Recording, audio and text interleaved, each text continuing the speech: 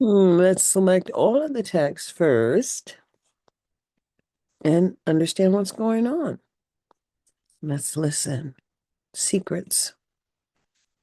2023-24 Discipline Data December 4th, 2024 Christy McGill Deputy Superintendent Lexi Kavalovich Education Program Professional Dr. Lamarca and Dr. Kendrick Washoe County School District TBA Clark County School District SY 2023-24 Discipline Data Student Group Suspended 21-22 American Indian 248 Asian 397 Black 2,347 Hispanic 3,004 Pacific Islander 302 or more 778 White 1,499 Female 2,539 Male 5,141 EL 1,128 Foster 286 FRL 6,374 Homeless 534 IEP 1,742 MIG 186 Military 230 Expelled 21-22 Suspended 23-24 Expelled 23-24 742 1043 149 35 572 1 768 2,489 634 2 059 499 35 89 26 115 443 83 175 1 014 139 553 1 914 444 1033 670 838 231 619 158 1889 14 1461 5 294 1 253 84 254 74 251 1 122 200 0007 38 72 Number of students suspended in SY 2023 24 by incident 3 Number of students expelled in SY 2023-24 by incident 4 State percentages by race ethnicity compare 2022 23 versus 2023 to 2024 50.00%, 45.00%, 40.00%, 35.00%, 30.00%, 25.00%, 20.00%, 15.00%, 10.00%, 5.00%, 0.00%. 2022 to 2023 suspensions expulsions enrollment 44.73%, 40.05%, 39.11%, 36.13%, 30.56%, 27.63%, 19.52%, 12.16%, 11.05%, 10.13%, 7.26%, 7.62%. 3.23%, 5.17%, 5.62%, 0.44%, 0.76%, 2.72%, 3.93%, 2.21%, 1.48% American Indian, Asian Black Hispanic Pacific Islander 2 or more White 50.00%, 45.00%, 40.00%, 35.00%, 30.00%, 25.00%, 20.00%, 15.00%, 10.00%, 5.00%, 0.00%, 2023 to 2024 suspensions expulsions enrollment 44.88%, 40.10%, 36.18%, 35.03%, 27.37%, 27.49%, 17.48%, 12.20%, 11.07%, 9.07%, 7.27%, 7.63%, 5.59%, 4.63%, 0.44%, 2.89%, 0.75%, 2.72%, 3.52%, 2.21%. 1.46% American Indian Asian Black Hispanic Pacific Islander 2 or more White, 5 state percentages by gender 6 state percentages by student group 7 Number of incidents and number of students involved in SY 2023-24, without any disciplinary outcome, 8 weapons. Number of incidents and number of students involved in SY 2023-24 by ethnicity, without any disciplinary outcome, 9 AB 490. 2019, Standardized Behavior Definitions The passage of Assembly Bill, AB 490 in 2019 amended Chapter 385A of Nevada Revised Statutes, NRS by adding a new section regarding the collection and reporting of student discipline data. Section 2 of NRS 385A, 840 Requirements of NDE 2, establish standard definitions for offenses, establish standard definitions for sanctions, develop guidance on discipline data collection methods and procedures. An OB 490 work group worked together to consolidate the original bank of 97 discipline offense types and brought those down to a combined list of 34 offense types across 9 general categories. 9 general categories for 34 offense types: attendance-related behavior, violations of school rules, disruption of class school activities, prohibited behaviors, general, bullying behaviors, substance use behaviors. NRS 385A, 250, threat behaviors, violent behaviors. NRS 385A, 250, weapons involved behaviors. NRS 385.250 11 Discipline disparities. National policy recommendations. 1. Implement restorative justice practices. 2. Revise zero tolerance policies. 3. Provide culturally responsive training for educators. 4. Use data to identify disparities and monitor progress. 5. Promote positive behavioral interventions and supports. PBISMTSS. 6. Strengthen parent and community involvement. 7. Adopt trauma-informed approaches. 8. Provide adequate mental health and counseling services. 12. NDE implementation of AB 285 and 331. Develop statewide framework. The Nevada Department of Education created through regulation a statewide framework for restorative justice practices in schools. 2. Training implementation.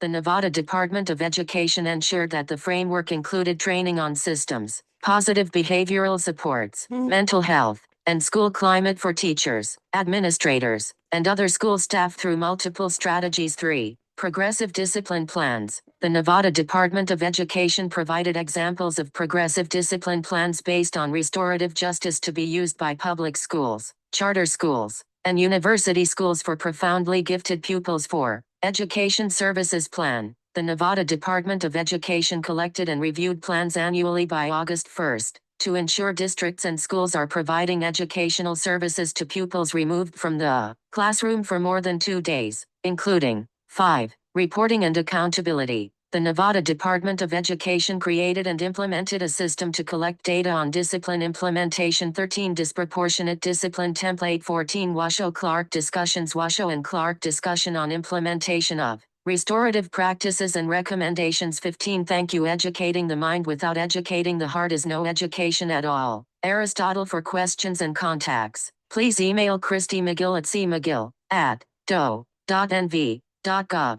Lexi Kavalovich at lexi.kavalovich@do.nv.gov. 16. Data Appendix 17. Use of alcoholic beverages. Number of incidents and number of students involved in SY 2023-24 by ethnicity, without any disciplinary outcome. 18. 2022 to 2023 suspensions, expulsions, enrollment 50.00%, 44.73%, 45.00%, 40.05%, 40.00%, 39.11%, 36.13%, 35.00%, 30.56%, 30.00%, 27.63%, 25.00%, 19.52%, 20.00%, 15.00%, 12.16%, 11.05%, 10.13%, 10.00%, 7.26%, 7.62%,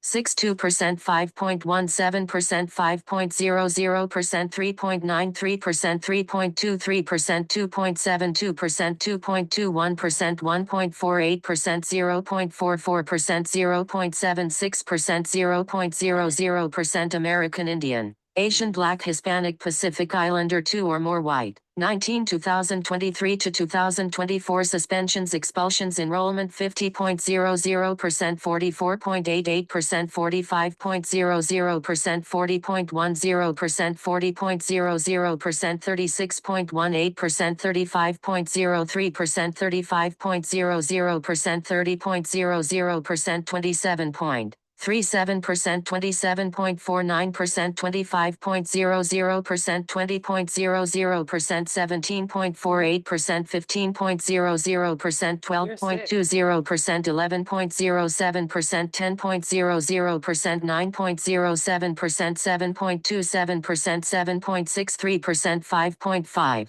9%, 4.63%, 5.00%, 3.52%, 2.89%, 2.72%, 2.21%, 1.46%, 0.44%, 0.75%, 0.00%, American Indian, Asian, Black, Hispanic, Pacific Islander, 2 or more white, 20 state percentages by race, ethnicity, 21 use of controlled substances. Number of incidents and number of students involved in SY 2023-24 by ethnicity, without any disciplinary outcome.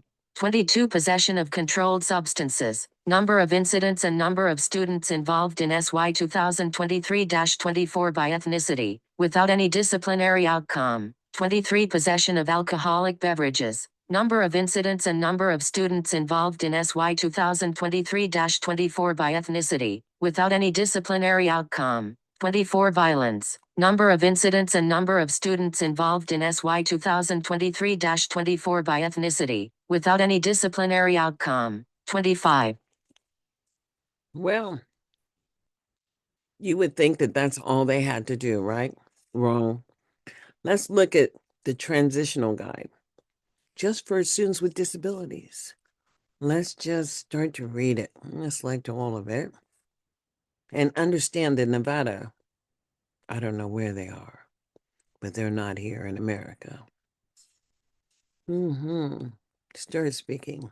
Enjoy this. A transition guide to We should post-secondary download it. education and employment for students and youth with disabilities. Office of Special Education and Rehabilitative Services, United States Department of Education, revised August 2020. U.S. Department of Education, Betsy DeVos, Secretary, Office of Special Education and Rehabilitative Services. Mark Schultz delegated the duties of the Assistant Secretary for Special Education and Rehabilitative Services, August 2020. Initially issued January 2017. This report is in the public domain. Authorization to reproduce it in whole or in part is granted. While permission to reprint this publication is not necessary, the citation should be U.S. Department of Education, Department, Office of Special Education and Rehabilitative Services, A Transition Guide to Post-Secondary Education and Employment for Students and Youth with Disabilities, Washington, D.C., 2020. Other than statutory and regulatory requirements included in the document, the contents of this guidance do not have the force and effect of law and are not meant to bind the public in any way. This document is intended only to provide clarity to the public regarding existing requirements under the law or agency policies.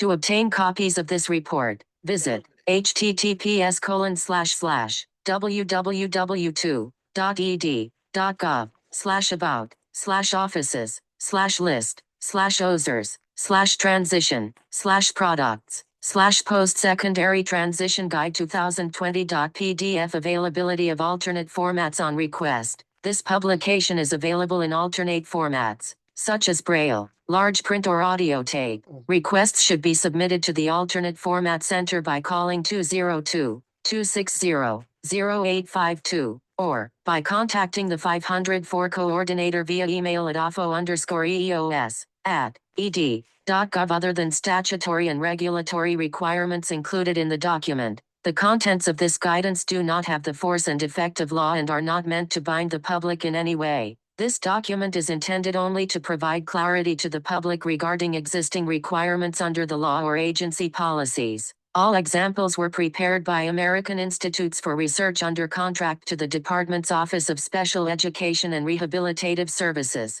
OSERS, with information provided by grantees and others. The examples provided in this guide do not necessarily reflect the views or policies of the department. The department has not independently verified the content of these examples and does not guarantee accuracy or completeness. Not all of the activities described in the examples are necessarily funded under Parts B or D of the Individuals with Disabilities Education Act, IDEA, or under the Rehabilitation Act of 1973, Rehabilitation Act, as amended by Title IV of the Workforce Innovation and Opportunity Act, WIOA. The inclusion of the information in these examples is not intended to reflect a determination by the department that the practices are effective or that any activity, product, program, intervention, model, or service mentioned may be supported with IDEA or Rehabilitation Act funds. The inclusion of these examples is for informational purposes only and should not be construed as an endorsement of any views, organization, product,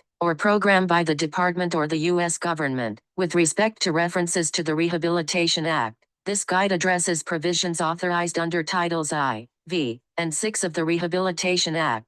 The references to the Rehabilitation Act in this guide, including the examples, refer primarily to Title I of the Rehabilitation Act. This guide also makes reference to Section 504, which is part of Title V of the Rehabilitation Act and which addresses non-discrimination on the basis of disability against qualified individuals with disabilities rather than the authorization of programs administered by the State Vocational Rehabilitation Agency. Contents Preface I-1. Transition Planning. Opportunities and programs to prepare students with disabilities for success. 1. Overview. 1. Transition planning. 1. Education and training opportunities. 2. Dual or concurrent enrollment program. 3. Early college high school. 4. Summary of performance. 4. Employment opportunities. 4. Conclusion. Connections help achieve desired careers. 7. 2. Transition services and requirements. IDEA and the Rehabilitation Act. 8. Overview. 8. Transition services for students under IDEA. 8. Transition services for students and youth with disabilities under the Rehabilitation Act. Distinctions between new terms. 13. Coordination and collaboration between State Educational Agency, C, and VR Agency. Youth with disabilities no longer in school. Examples to consider. States are coordinating transition services. 12, 16, 18, 20. Conclusion.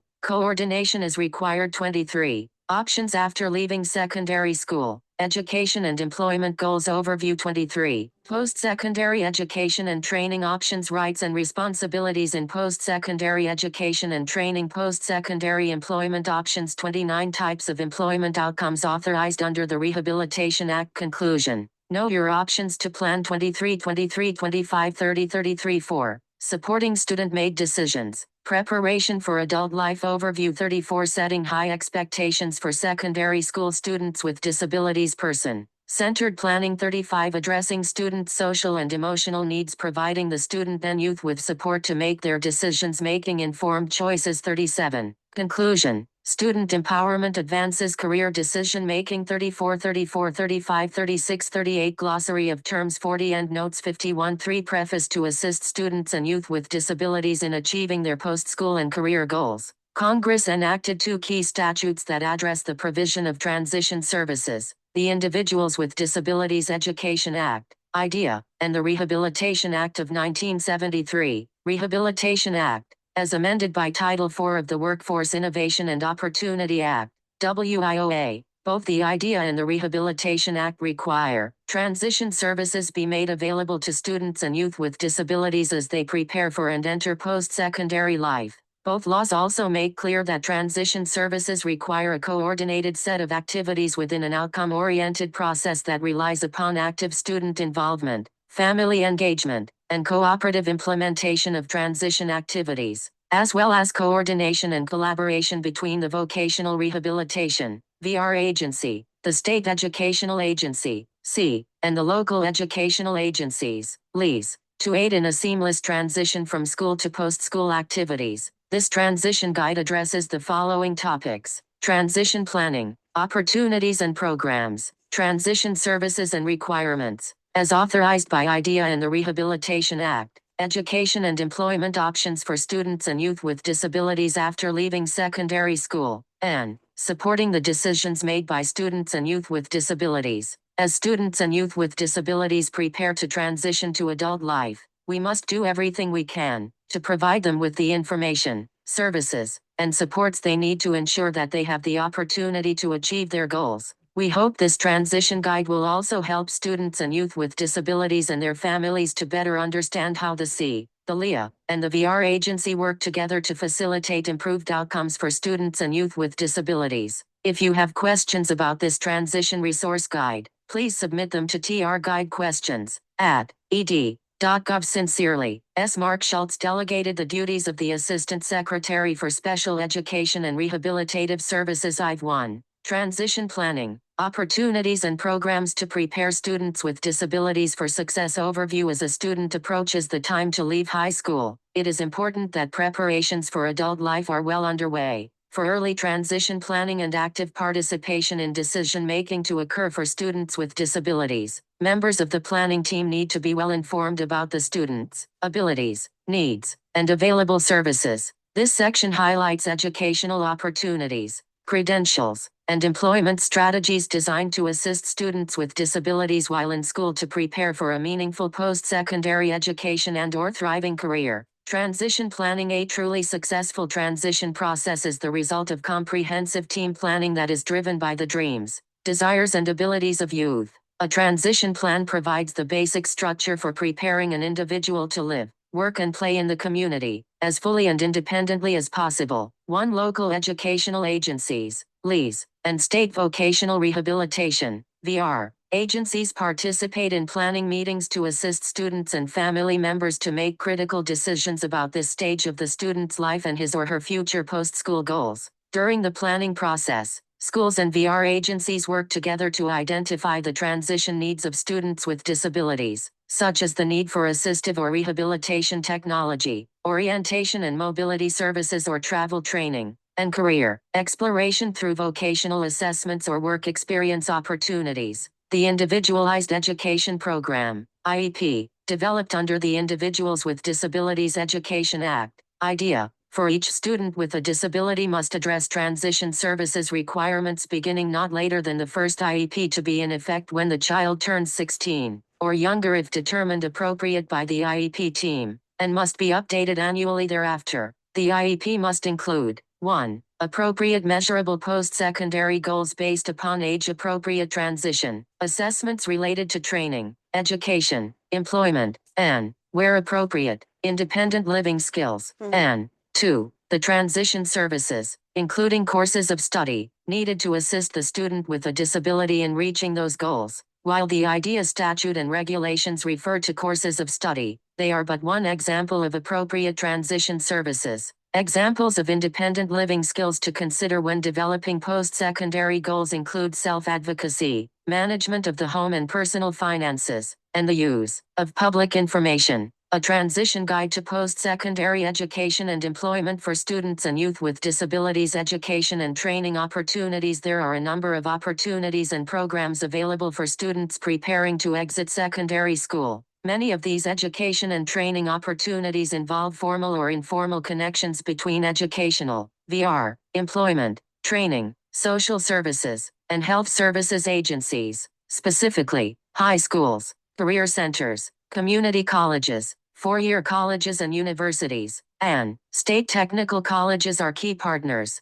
These partners offer federal, state, and local funds to assist a student preparing for post-secondary education. Further, research suggests that enrollment in more rigorous, academically intense programs, e.g., advanced placement, AP, international baccalaureate, IB, or dual enrollment, in high school prepares students, including those with low achievement levels, to enroll and persist in post-secondary education at higher rates than similar students who pursue less challenging courses of study. 2. The following are examples of exiting options, programs, and activities that may be available as IEP teams develop IEPs to prepare the student for the transition to adult life. Regular high school diploma. The term regular high school diploma, A, means the standard high school diploma awarded to the preponderance of students in the state that is fully aligned with state standards, or a higher diploma, except that a regular high school diploma shall not be aligned to the alternate academic achievement standards, and B, does not include a recognized equivalent of a diploma, such as a general equivalency diploma, certificate of completion, certificate of attendance, or similar lesser credential.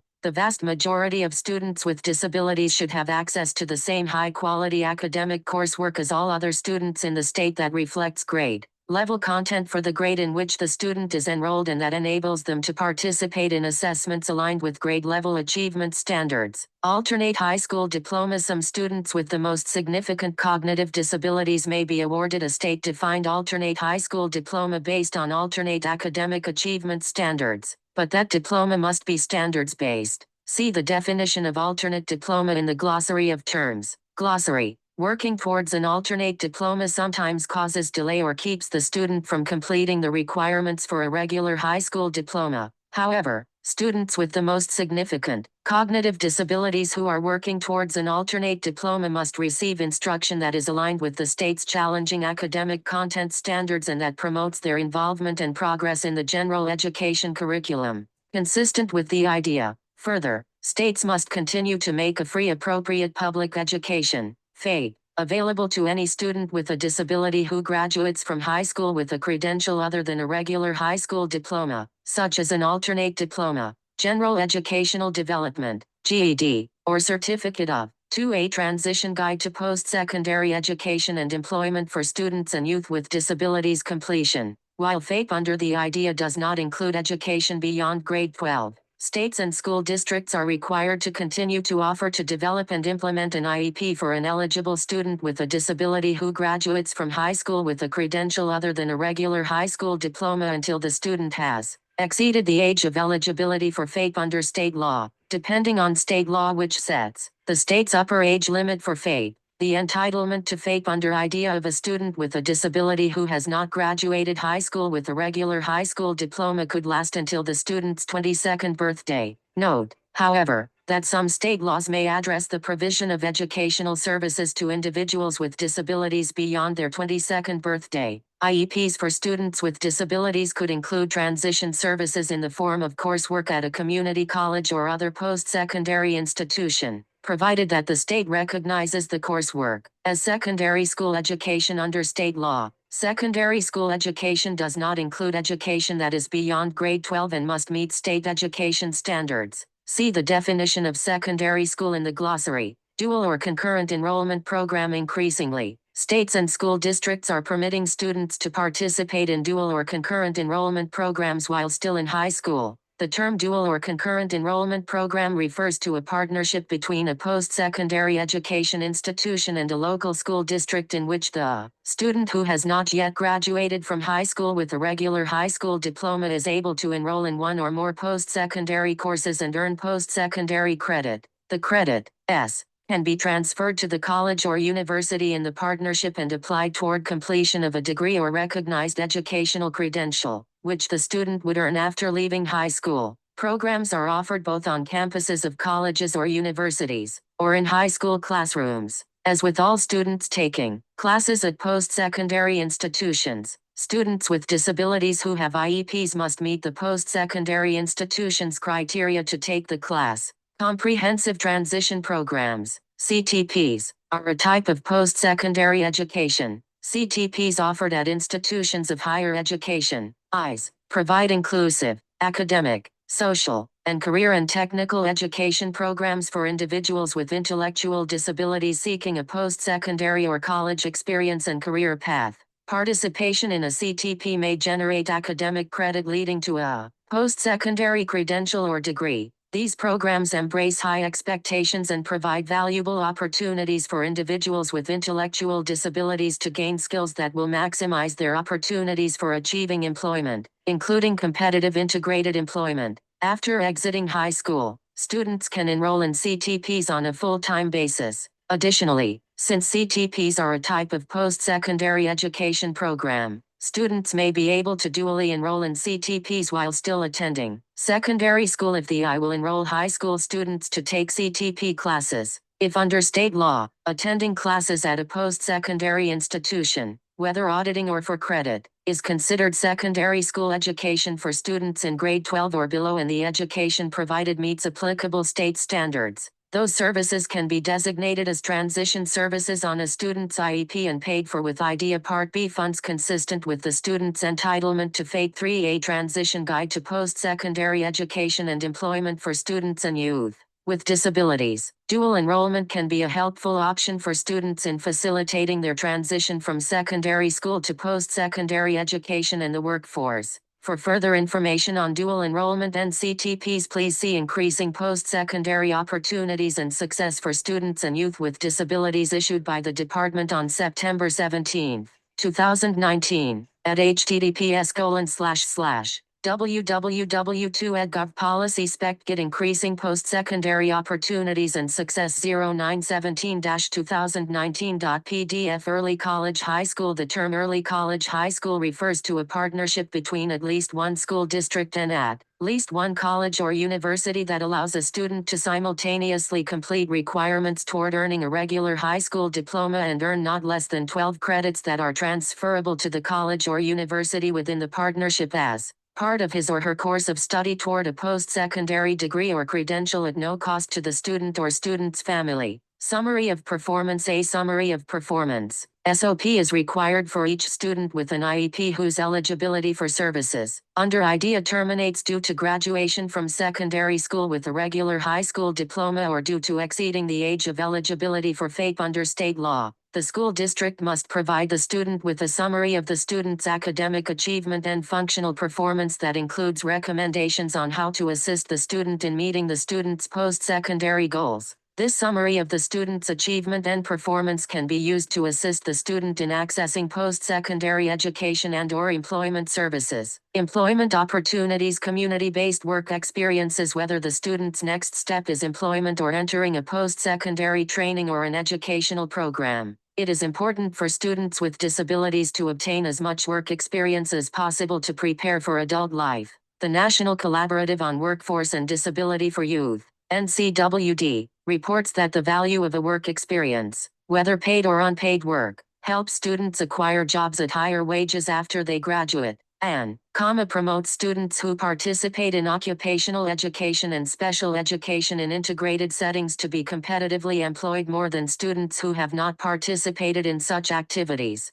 NCWD also recommends that a student with a disability participate in multiple work-based learning experiences and those experiences be directly related to the student's education program. 3. Community-based work experiences, such as internships, apprenticeships, and other on-the-job training experiences, provide increased opportunities for students to learn a specific job, task, or skill at. And 4. A transition guide to post-secondary education and employment for students and youth with disabilities integrated employment site, and to transfer the knowledge gained to real-time work experiences. To learn more about the value of community-based work experiences, visit http://www.ncwd-youthinfo/ VR. Agencies provide a variety of community-based work experiences and on-the-job training services to students and youth with disabilities on a case-by-case basis under the VR program. The VR counselor and the student or youth with a disability will identify a specific vocational goal to determine whether a community-based work experience is a necessary service for the student or youth with disability to achieve an employment outcome in competitive integrated employment or supported employment. Competitive integrated employment is employment with earnings comparable to those paid to individuals without disabilities in a setting that allows them to interact with individuals who do not have disabilities. Supported employment is competitive integrated employment or employment in an integrated work setting in which individuals with the most significant disabilities are working on a short-term basis toward competitive integrated employment, while receiving ongoing support services in order to support and maintain those individuals in employment. See the glossary for more extensive definitions of these terms. Community-based work experiences allow the student or youth with a disability to explore potential careers related to the specific vocational goal, potential workplace environments and demands, and other aspects of the work. These experiences offer the student opportunities to gain first-hand knowledge of a particular job skill, or to learn the culture of day-to-day employment. These experiences can be offered in lieu of, or to supplement, vocational training or educational programs, or as a standalone service.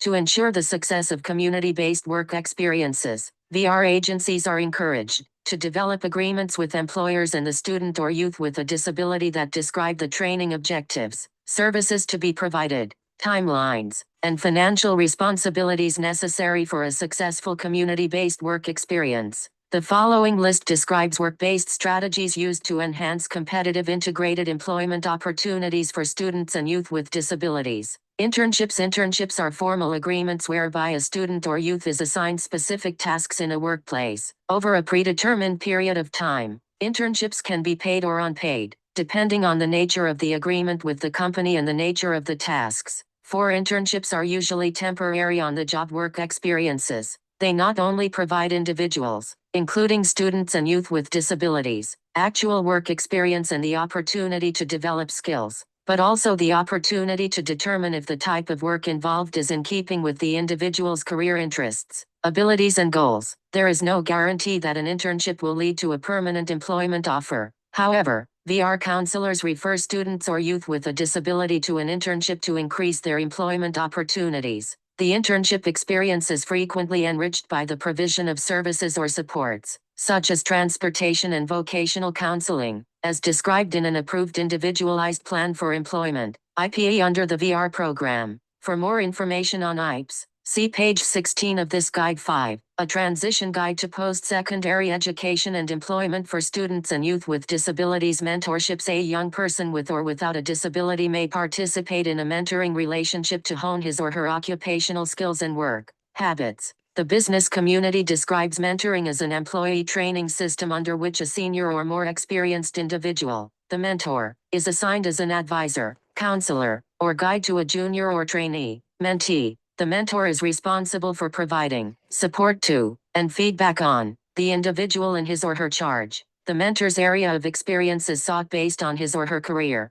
disability, and history or life experience similar to the mentee, or a host of other possibilities. You may learn more about mentoring in the business community at http://www.businessdictionary.com/definition/mentoring.html. Many schools or existing community organizations, such as the YMCA, Boys and Girls Clubs, and Centers for Independent Living, introduce students and youth to older peer or adult mentors who have achieved success in a particular area that is important for the student and youth. For example, employers, college students, recovering substance abusers. Point 5. Interaction with successful role models with disabilities enhances the disability related knowledge and self-confidence of students and youth with disabilities, as well as parents' perceptions of the knowledge and capabilities of their students and youth with disabilities. 6. Apprenticeships. Apprenticeships are formal, sanctioned work experiences of extended duration in which an apprentice, frequently known as a trainee, learns specific occupational skills related to a standardized trade, such as carpentry, plumbing, or drafting.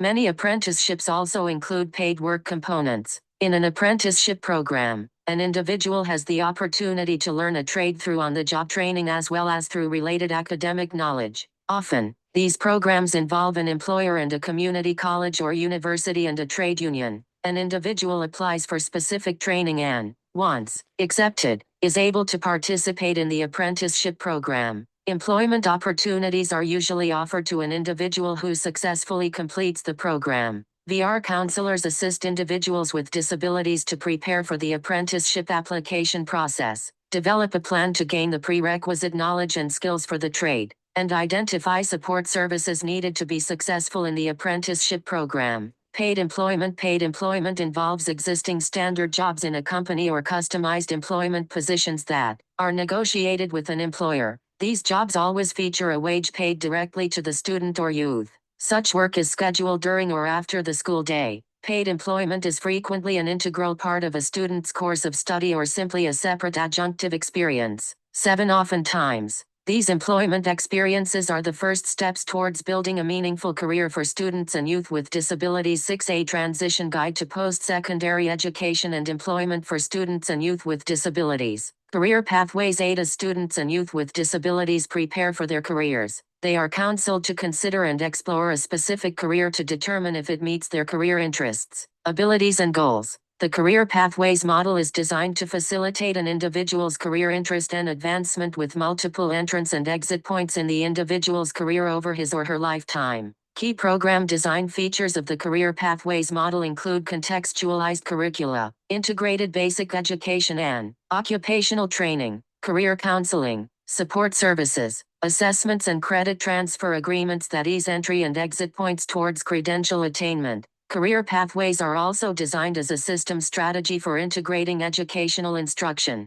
workforce development, and human services, and linking these service delivery systems to labor market trends and employer needs. Career pathways systems use real-time labor market information and active employer involvement to ensure that training and education programs meet the skill and competency needs of local employers. The more the systems are aligned at the state and local levels, the easier it may be to create a level of integration necessary to develop comprehensive programs and ensure an individual's success. Conclusion: connections help achieve desired careers. Many of the opportunities, programs, and strategies discussed in this section involve partnerships between high schools, colleges, VR agencies, employers, American job centers, workforce development boards, social service agencies, students, and their families to identify and secure a career uniquely suited to the student or youth with a disability. It is essential that students and youth with disabilities, along with family members and professional support staff,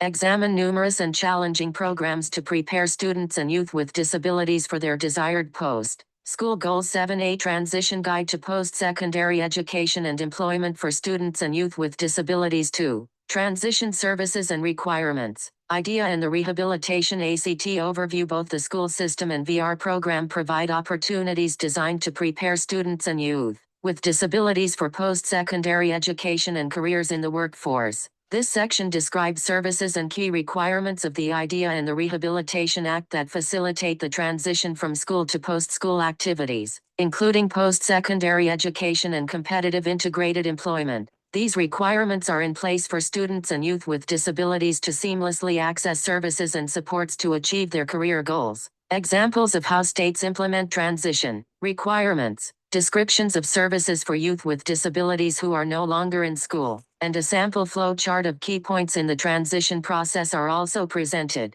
Transition services are integral to FAPE under IDEA. A primary purpose of IDEA is to ensure that all children with disabilities have available to them a FAPE that emphasizes special education and related services designed to meet their unique needs and prepare them for further education, employment, and independent living. As noted earlier in this guide, IDEA contains transition services requirements for students with disabilities, which must be addressed in the first IEP to be in effect when the student turns 16 or younger, if determined appropriate by the IEP team, and updated annually thereafter. The Rehabilitation Act authorizes a continuum of services, such as pre-employment transition services for students with disabilities, and transition services, job placement services, other VR services, and supported employment services for students and youth with disabilities, as appropriate, to secure meaningful careers. Implementing regulations for both the schools and the state VR services program define transition services similarly. Providing transition services is a shared responsibility between the school and VR agency.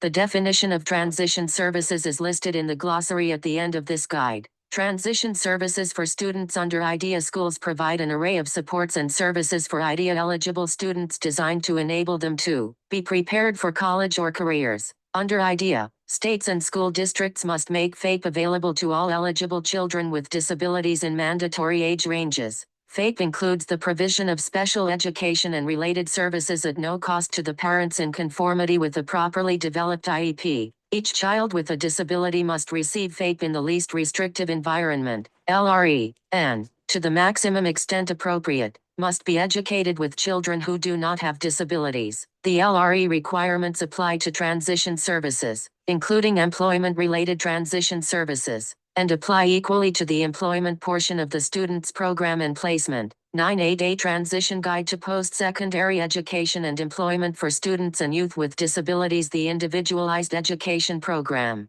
Post-secondary goals and transition services. The Individualized Education Program. Each student with a disability served under IDEA must have an IEP that is developed, reviewed, or revised at a meeting of the IEP team that includes the parents of a child with a disability, not fewer than one regular education teacher of such child, if the child is, or may be, participating in the regular education environment, not fewer than one special education teacher or, where appropriate, not fewer than one special education provider of such child, a representative of the public agency, generally the local educational agency, LEA, who is qualified to provide or supervise the provision of specially designed instruction to meet the unique needs of children with disabilities, knowledgeable about the general education curriculum, and knowledgeable about the availability of resources of the LEA, an individual who can interpret the instructional implications of evaluation results, who may be a member of the team described above, at the discretion of the parent or the agency, other individuals who have knowledge or special expertise regarding the child, including related services personnel as appropriate, and, whenever appropriate, the child with a disability. Parents are an essential source of information in IEP development and play an important role in the IEP team to establish the student's IEP goals. There are many resources to assist parents through the IEP and transition processes. Other agency representatives at IEP team meetings, representatives of other agencies, such as the VR agency, can be invited to participate at IEP team meetings in which transition services and post-secondary goals are discussed. If that agency is likely to be responsible for providing or paying for the transition services to be included in the student's IEP. However, IDEA requires the consent of the parents or the student who has reached the age of majority under state law to invite other agency representatives to participate in the meeting. See Section 4 of this guide for additional information about the age of majority. If a participating agency, other than a public agency, fails to provide the transition services described in the student's IEP, the public agency must reconvene the IEP team to identify alternative strategies to meet the transition objectives for the student. To meet IDEA's transition services provisions, the IEP must contain the services and supports needed to assist the student to gain the skills and experiences necessary to reach his or her desired post. School 9A Transition Guide to Post-Secondary Education and Employment for Students and Youth with Disabilities Goals. In the first IEP to be in effect when the student turns 16 or younger, if determined appropriate by the IEP team, and updated annually thereafter, the student's IEP must include, appropriate measurable post-secondary goals based upon age-appropriate transition assessments related to training, education, employment, and, where appropriate, independent living skills. The transition services, including courses of study, needed to assist the student in reaching those goals, and age-appropriate transition assessments based on the individual needs of the student to be used to determine appropriate measurable post-secondary goals. States and school districts are in the best position, along with the student and the student's family, member or representative, to determine the most appropriate types of transition assessments based upon a student's needs. 10. As a student gets older, the IEP team must consider whether the student's needs have changed, taking into account the student's strengths, preferences and interests, and develop measurable goals that are focused on the student's life after high school, specifying the transition services needed to help him or her reach those goals. We strongly encourage parents to recognize that decisions about the specific content of post-secondary goals and transition services are the responsibility of the IEP team. These decisions are made at IEP team meetings, which sometimes include additional school personnel with specific knowledge related to the identified goals and services. Nothing in IDEA requires a specific service, placement, or course of study to be included in the student's IEP as a transition service. Rather, IDEA leaves such decisions to the IEP team. Please note that post-secondary goals and transition services are just one component of a student's IEP. It is also important for the student's other annual IEP goals, the student's academic and functional goals, to complement and address the student's transition service needs. As appropriate, IEP teams assess the relationship of the student's post-secondary goals to the student's needs in developing the student's other annual IEP goals. School districts, which are responsible for initiating and conducting IEP team meetings, must invite the student to an IEP team meeting if the purpose of the meeting is to discuss the student's post-secondary goals and the transition services needed to assist the student in reaching those goals. Take steps to ensure that the student's preferences and interests are considered. If the student does not attend the meeting, take steps to ensure that the parents are present at IEP team meetings or are afforded the opportunity to participate. 10A Transition Guide to Post-Secondary Education and Employment for Students and Youth with Disabilities. Notify parents of the meeting early enough to ensure that parents have an opportunity to attend, and specifically inform them if the purpose of the meeting is consideration of post-secondary goals and transition services for the student. Schedule the meeting at a mutually convenient time and place. Use other methods to ensure parental participation, including individual or conference telephone calls, if neither parent can attend the meeting, and use alternative means of meeting participation. such as video conferences and conference calls, if agreed to by the parent and the school district. Parental and student input is also vital in determining post-secondary goals related to post-secondary education and training services needs for post-school activities, including independent living and employment. Students with disabilities and their parents should be knowledgeable about the range of transition services available, and how to access those services at the local level. School districts should encourage both the student and their parents to be fully engaged in discussions regarding the need for, and availability of other services, including application and eligibility for VR services and supports to ensure formal connections with agencies and adult services, as appropriate. For more information about parent training and information centers, please visit https://www.parentcenterhub.org https://www.ed.gov/programs/RSAPP. The participation of a VR agency representative on the IEP team helps to ensure that the vocational or employment-related provisions in the IEP provide a bridge from the receipt of services provided by secondary schools to the receipt of services provided by VR agencies. Further, recent amendments to the Rehabilitation Act authorize the VR agency, along with the school, to provide or arrange for the early provision of pre-employment transition services for all students with disabilities who are eligible or potentially eligible for VR services and in need of such services. Representation of the VR agency at the IEP meeting fosters the opportunity for pre-employment transition services to be provided early and in keeping with the student's post-secondary goals. 11A Transition Guide to Post-Secondary Education and Employment for Students and Youth with Disabilities. Students with disabilities, including those eligible under IDEA, have rights under Section 504 of the Rehabilitation Act, which prohibits disability discrimination by recipients of federal financial assistance, including public elementary and secondary schools.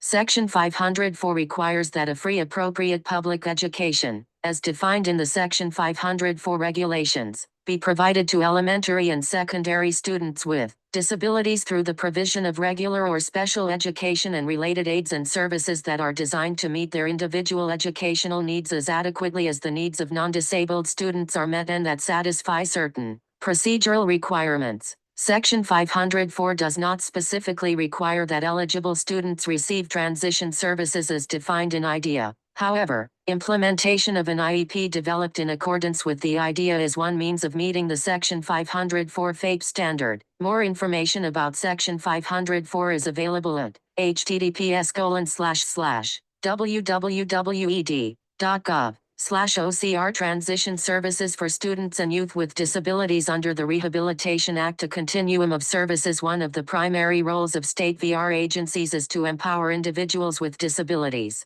including students and youth with disabilities, to make informed choices about their careers by providing a continuum of services to achieve employment outcomes in competitive integrated employment or supported employment. Students and youth with disabilities receive a broad range of services under the VR program, in group settings or on an individual basis, as appropriate. The services available will differ from person to person because they are customized for each individual's needs. Furthermore, certain VR services, e.g., pre-employment transition services, are available to students with disabilities, regardless of whether they have applied for VR services, but these same services are not available to youth with disabilities who do not meet the definition of a student with a disability under the Rehabilitation Act. Eligibility requirements for services provided under the VR program. To be eligible for VR services, an individual must meet the following criteria: have a physical or mental impairment that constitutes or results in a substantial impediment to employment, and require VR services to prepare for, secure, retain,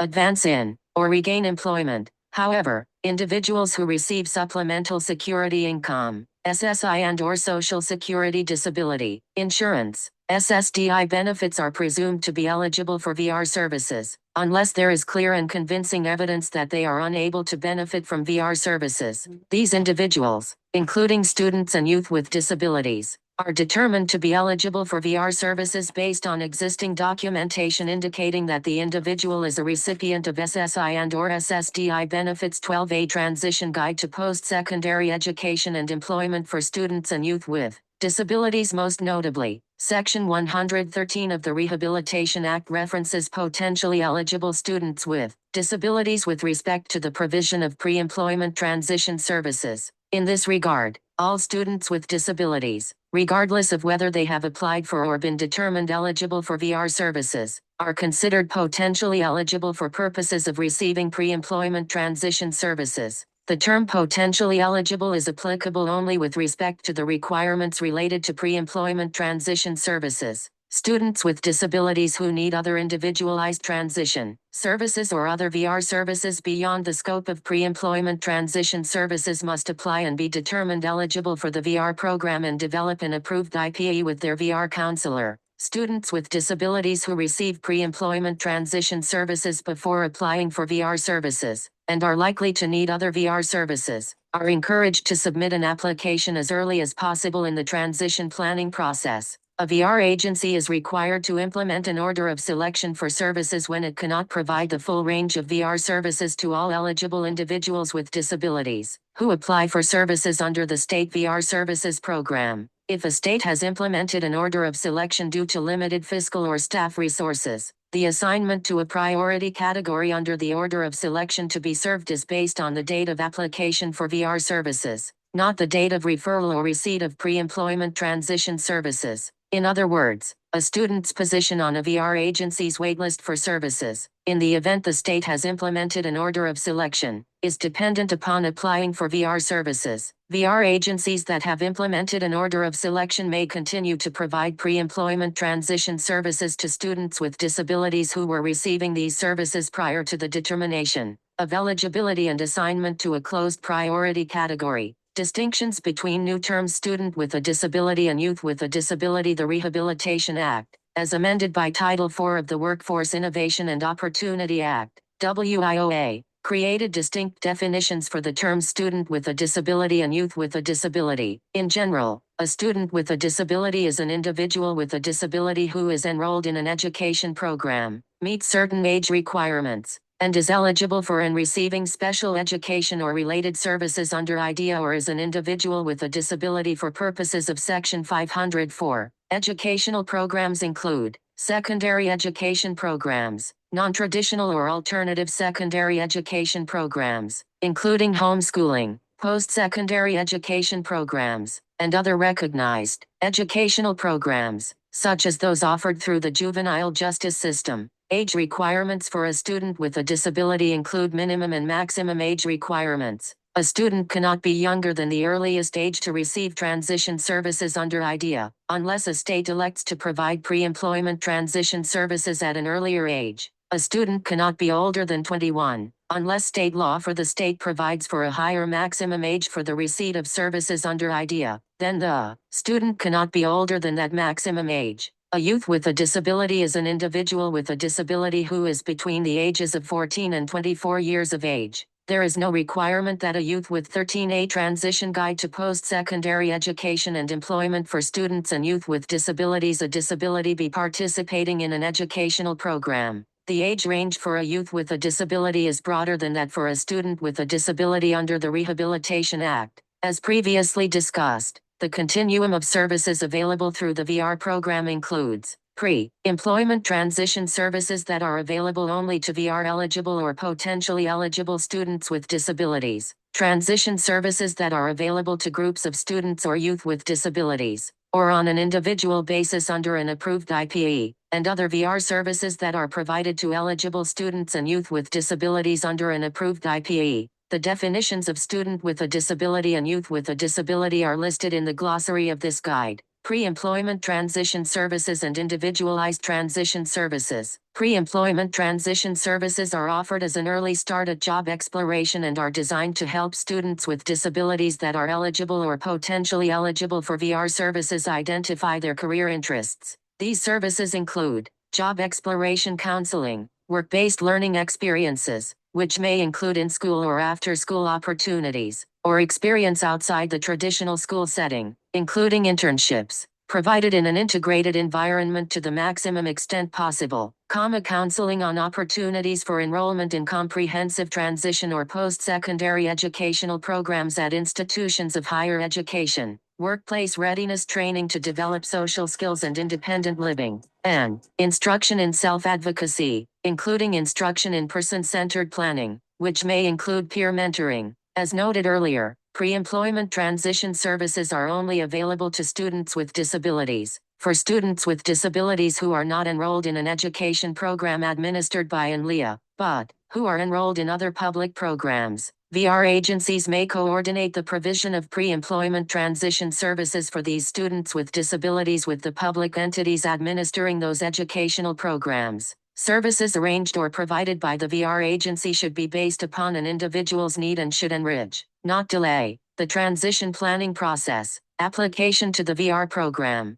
and the continuum of services necessary for movement from school to post-school activities. Although the 5 distinct pre-employment transition services discussed above are only available to students with disabilities at the earliest stage of this continuum, either in a group setting or on an individual basis, VR agencies may provide transition services, another set of VR services in the continuum of services, to students and youth with disabilities. Some transition services are provided to groups of students and youth with disabilities prior to or after submitting an application for VR services. While these group services are not individualized or specifically related to the individual needs of the student or an approved IPE, they are beneficial and increase the student's opportunities to participate in activities, such as group tour of universities and vocational training programs. Employer site visits to 14A Transition Guide to Post-Secondary Education and Employment for Students and Youth with Disabilities. Learn about career opportunities and career fairs coordinated with workforce development and employers.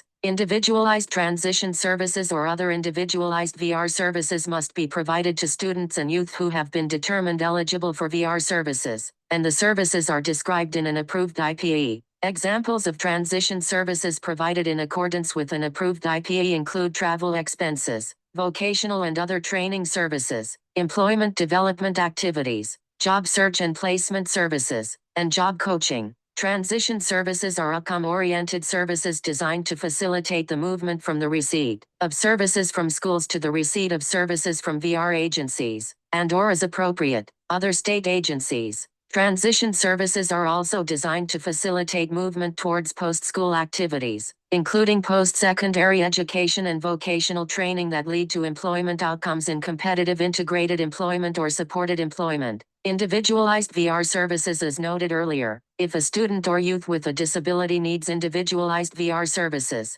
the student or youth must apply and be determined eligible for such services and have an approved IPE in place to receive those services. Individualized VR services are any services described in the IPE necessary to assist an individual with a disability in preparing for, securing, advancing in, retaining, or regaining an employment outcome that is consistent with the strengths, resources, priorities, concerns, abilities, capabilities, interests, and informed choice of the individual. The VR services provided depend on the student's or youth's individual needs and include, but are not limited to, an assessment for determining eligibility and VR needs by qualified personnel, including, if appropriate, an assessment by personnel skilled in rehabilitation technology, counseling and guidance, including information and support services to assist an individual in exercising informed choice consistent with the provisions of Section 102(d) of the Rehabilitation Act.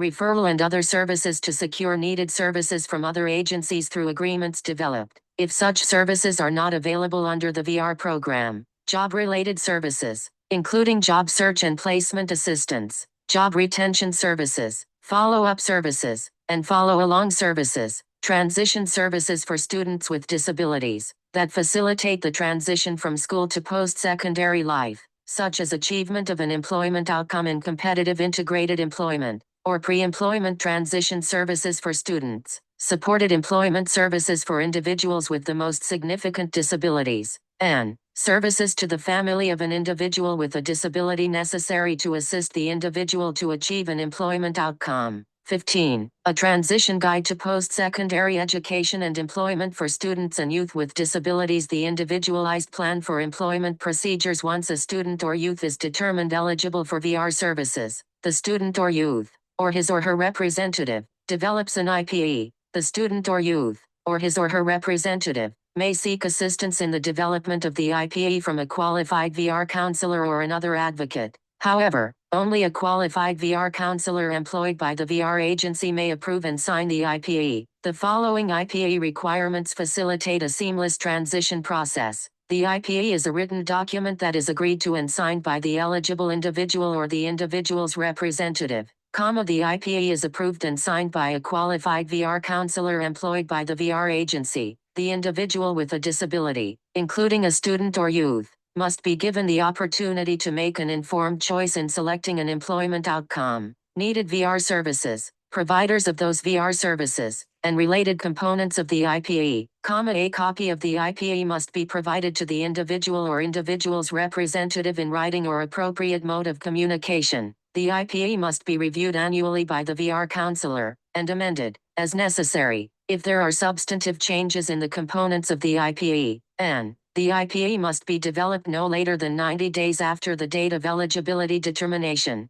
For students with disabilities who receive special education and related services under IDEA, the IPE must be developed and approved, i.e., agreed to and signed by the student, or the student's representative, and the VR agency counselor no later than the time each VR-eligible student leaves the school setting. 11. Also, the IPE for a student with a disability who receives special education and related services under Part B of IDEA or educational services under Section 504 must be developed so that it is consistent with and complementary to the student's IEP or plan for Section 504 services. Coordination and collaboration between State Educational Agency, (C), and VR agency transition planning and services begin while students are in school. According to program year, PY 2018 RSA data, of all the individuals with disabilities who applied for VR services between age 14 and 24, 56% were referred to VR agencies from elementary and secondary schools.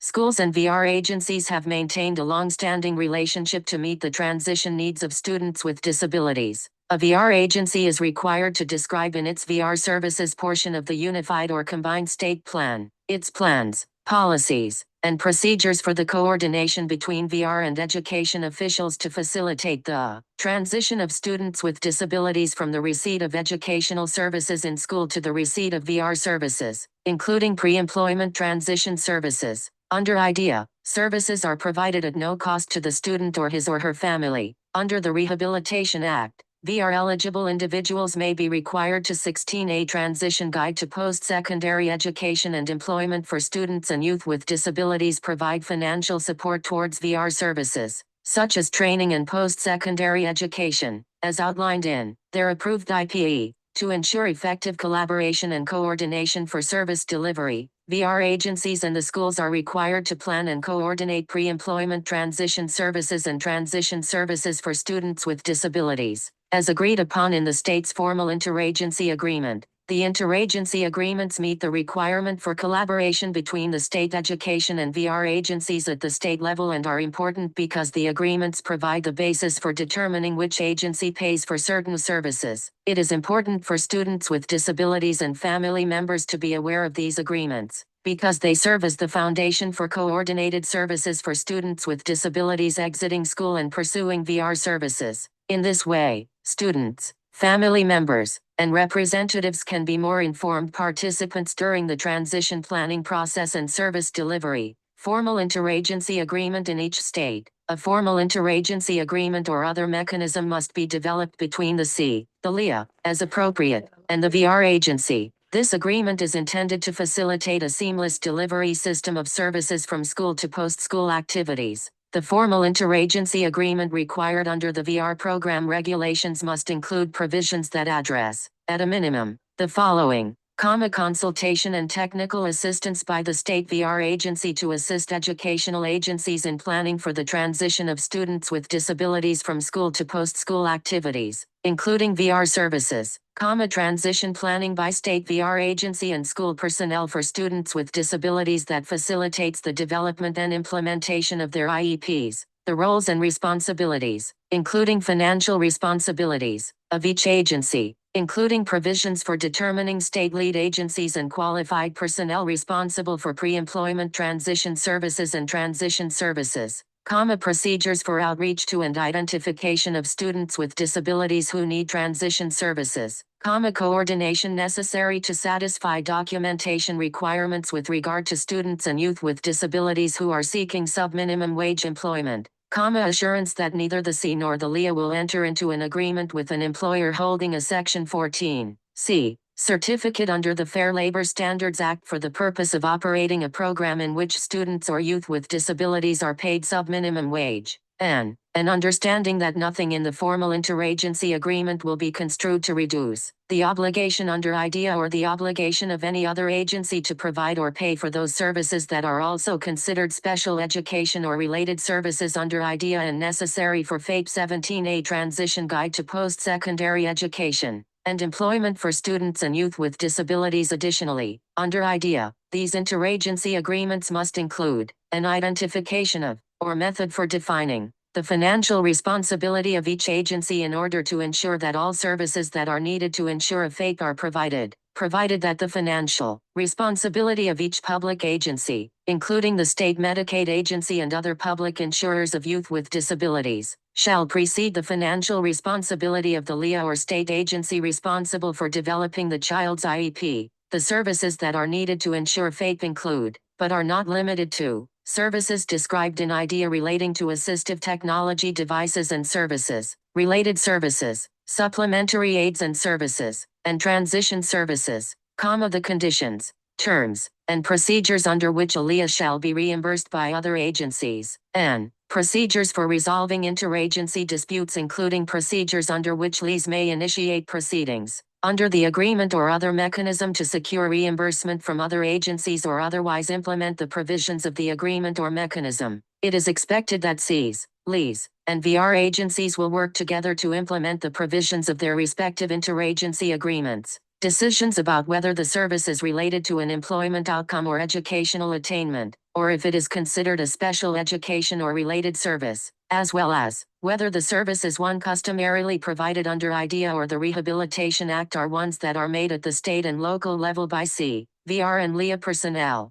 For example, work-based learning experiences, such as internships, short-term employment, or on-the-job trainings located in the community may be appropriate pre-employment transition services under the Rehabilitation Act or may be considered transition services under IDEA, as determined by the IEP team, in collaboration with the VR counselor, and depending on the student's individualized needs. The mere fact that those services are now authorized under the Rehabilitation Act as pre-employment transition services does not mean the school should cease providing them and refer those students to the VR program. If these work-based learning experiences are not customary services provided by an LEA, the VR agencies and LEA are urged to collaborate and coordinate the provision of such services. 12. Youth with disabilities no longer in school. Transition planning is critical for any youth with a disability, whether they are in school or not. A VR counselor can assist youth with disabilities in exploring careers, identifying a career path leading to their vocational goal, and identifying the services and steps to reach that goal.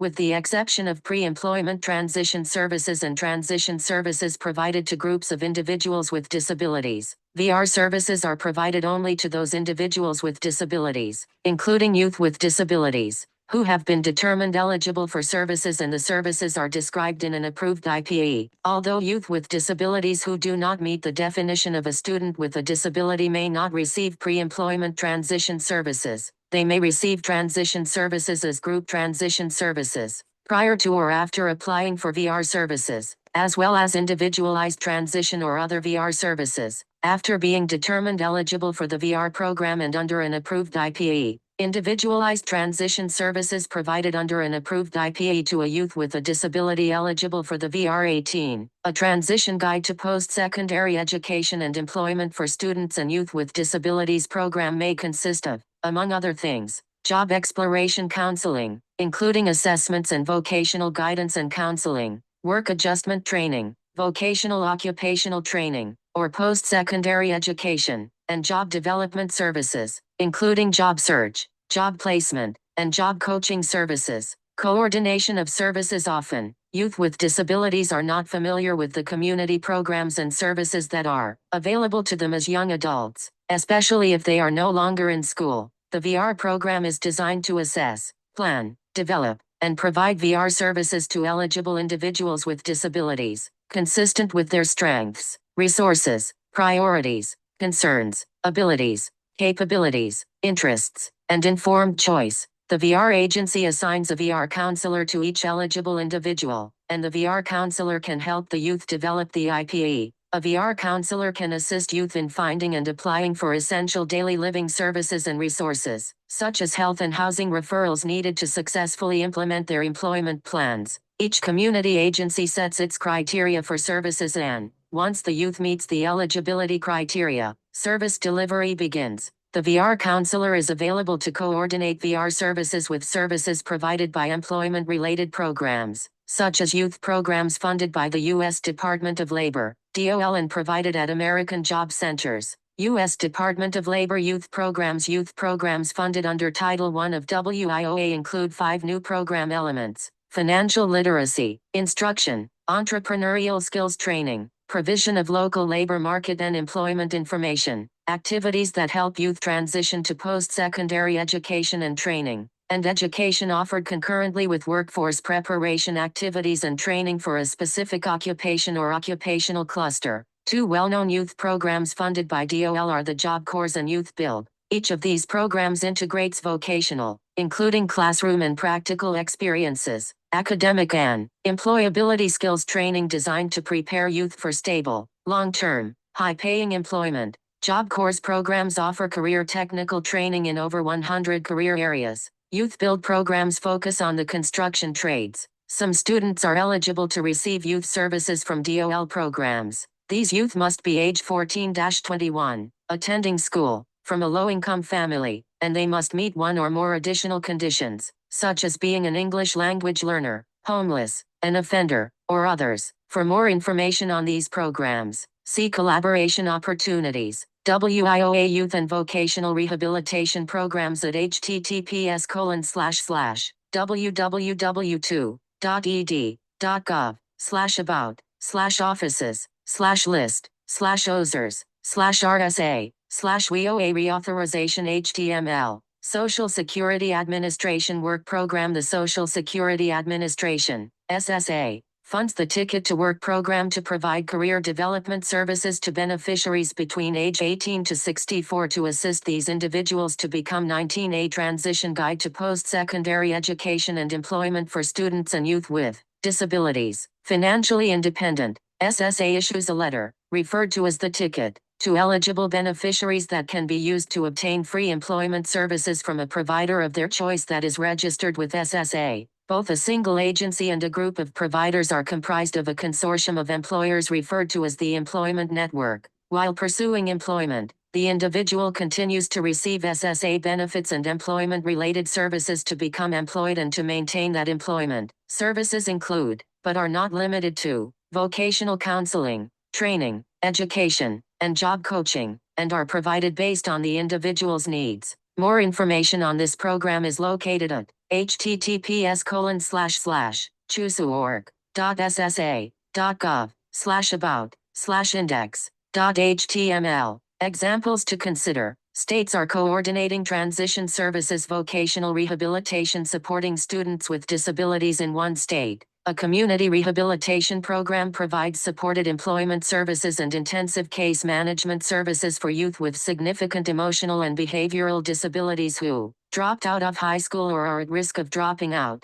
The program uses work as a means to reach individuals with significant employment challenges. The state VR program works in partnership with the State Department of Justice, Department of Health Division of Mental Health, and the Department of Children and Families in various sites around this state. Program data report that more than 90% of these students were not working when they entered the program. However, after receiving career preparation services and related employment supports and services, approximately 3/4 of the students had paid employment and more than 1/3 of the students achieved an employment outcome. State Educational Agency and State Vocational Rehabilitation Agency collaboration. A VR agency partnered with a school district to co-locate a dedicated transition VR counselor and technician in an office with school district transition personnel. Full-time VR agency and school district personnel work together to secure employment opportunities for eligible students with disabilities. The office space was funded by the school district.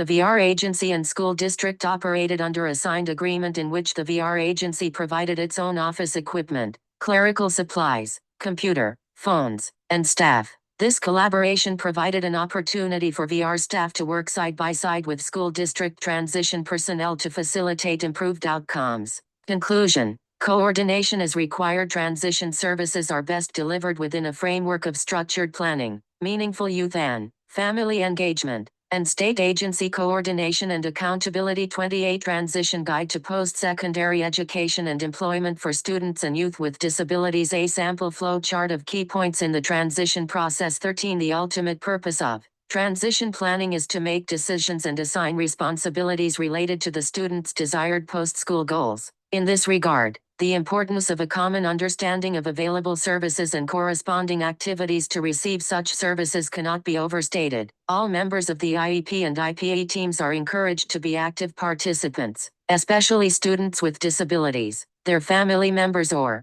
as appropriate, representatives. The following sample flow chart is provided as a quick reference tool for students and their families to have a better understanding of the coordination between IEP and IPA team members with respect to the transition activities in the transition process. The flow chart begins with activities and services starting while the student is in school, such as participation in IEP meetings, consulting with other state agencies, applying for VR services, and moving forward to engage in employment services provided by the VR agency. You may use the following chart to ensure a common understanding among all involved in the transition process. 21A Transition Guide to Post-Secondary Education and Employment for Students and Youth with Disabilities. Key points in the transition process. Alignment. IEP and IPA alignment facilitates a seamless service delivery process. Participate in your IEP or child's IEP development to ensure that transition services individualized are addressed in your child's IEP by age 16 or earlier, depending on your state's number 1 education laws. Students with disabilities and their representative are critical members of program the IEP team and have valuable information that is needed for quality transition planning. Schools should 1. Invite student. 2. Administer age-appropriate transition assessments. Be familiar. 3. Determine needs, interests, preferences, and strengths, with the steps to 4. Develop post-secondary goals. Number 2 Transition. 5. Create annual goals consistent with post-secondary goals. Planning. 6. Determine transition services, including course of study needed to assist your student in reaching those goals. 7. Consult other agencies, in particular, the VR agency. And 8. Update annually. Provide transition services as identified in the IEP. Pre-employment transition. Number 3 Implementation of transition services. Services are provided under the Rehabilitation Act. Alignment of the IEP and IPE facilitates a seamless service delivery process. 1. Pre-employment transition services provided under the Rehabilitation Act. Referral to VR as appropriate. Number 4 and/or other. 2. Familiarize yourself with laws relating to other programs and adult agencies. 3. Learn about community agencies that provide services to support students, such as travel training and daily living skills. Number 5 VR application process. 1. Share employment interests and capabilities during the intake interview. 2. Focus on assessment to lead to the student's post-secondary goals. Once a student has been determined eligible for VR services, the IPE must be individualized. Plan. Number 6 Developed and approved within 90 days, and no later than the time the student for employment leaves the school setting. 1. Transition services, common VR. 2. Vocational counseling. 3. Vocational training, services available. Number 7 4. Post-secondary education, under the 5. Supported employment services, Rehabilitation Act. 6. Career development, and 7. Job placement, as a result of the student or youth with disability. VR service. 1. Achieving an employment outcome, or number 8 Record closure. 2. No longer pursuing an employment outcome and, therefore, determined ineligible for VR services. 22A Transition Guide to Post-Secondary Education and Employment for Students and Youth with Disabilities. 3. Options after leaving secondary school, education and employment goals. Overview. Post-secondary education is one of the most important post-school goals, and research has demonstrated that it is the primary goal for most students with disabilities. 14 As students with disabilities transition from secondary school to post-secondary education, training, and employment, it is critical that they are prepared academically and financially. Post-secondary options, with the help of the VR program, include 2- and 4-year colleges and universities, trade and vocational schools, adult education programs, and employment outcomes in competitive integrated employment or supported employment. This section will describe specific actions to be taken and available services and supports for students and youth with disabilities. The services described in this section are provided at the secondary and post-secondary levels to help students and youth with disabilities succeed in their post-school goals. Post-secondary education and training options preparing for college, secondary school, whether in middle or high school. If an IDEA-eligible student is planning to attend college, there are a number of critical steps to be taken to become college-ready. Early in the transition process, a student is encouraged to take interesting and challenging courses that prepare him or her for college, be involved in school or community-based activities that allow him or her to explore career interests, including work-based learning or internship opportunities, meet with school guidance counselors to discuss career goals, such as vocational and educational goals, programs of study, college requirements, including the admissions process and any standardized tests required for admission, and be an active participant during the IEP meetings. As noted earlier, the IEP team is responsible for ensuring that the student's IEP includes the specialized instruction, supports, and services needed to assist the student in preparing for college and/or other post-secondary schools. Students with disabilities and their families interested in higher education are encouraged to consider the college environment that provides the best educational program and support services to assist students with meeting their needs and career goals. 23A Transition Guide to Post-Secondary Education and Employment for Students and Youth with Disabilities. IDEA-eligible students with disabilities will benefit from discussions with their parents, school guidance counselor, VR counselor, if applicable, and other professional support staff about the services and supports needed to be successful in post-secondary education or training. For IDEA-eligible students whose eligibility terminates because the student has graduated from secondary school with a regular high school diploma or the student has exceeded the age of eligibility for FAPE under state law, the school district must provide the student with an SOP that documents the student's academic achievement, functional performance, and recommendations on how to assist the student in meeting his or her post-secondary goals. Paying for college. The Office of Federal Student Aid, FSA, in the U.S. Department of Education plays a central role in the nation's post-secondary education community. Through the FSA, the department awards about $150 billion a year in grants, work-study funds, and low-interest loans to approximately 13 million students. There are 3 types of federal student aid: grants and scholarships. Financial aid that does not have to be repaid, including the federal Pell Grant that can award as much as $6,345 to each low-income student per year. Work study, a program that allows students to earn money for their education, and low-interest loans, aid that allows students to borrow money for their education. Loans must be repaid with interest. The following website provides information about student aid: https://studentaid.gov. Completing the free application for federal student aid, FAFSA registered sign, is the first step toward getting financial aid for college. The FAFSA registered sign not only provides access to the $150 billion in grants, loans, and work-study funds that the federal government has available, but many states, schools, and private scholarships require students to submit the FAFSA registered sign before they will consider offering any financial aid. That is why it is important that every college-bound student complete the FAFSA registered sign. Students who participate in comprehensive transition programs, CTPs, are also eligible for federal student financial aid. Students enrolled in a comprehensive transition and post-secondary program for students with intellectual disabilities who are maintaining satisfactory academic progress in that program may receive federal student financial aid under the federal Pell Grant, Federal Supplemental Educational Opportunity Grant,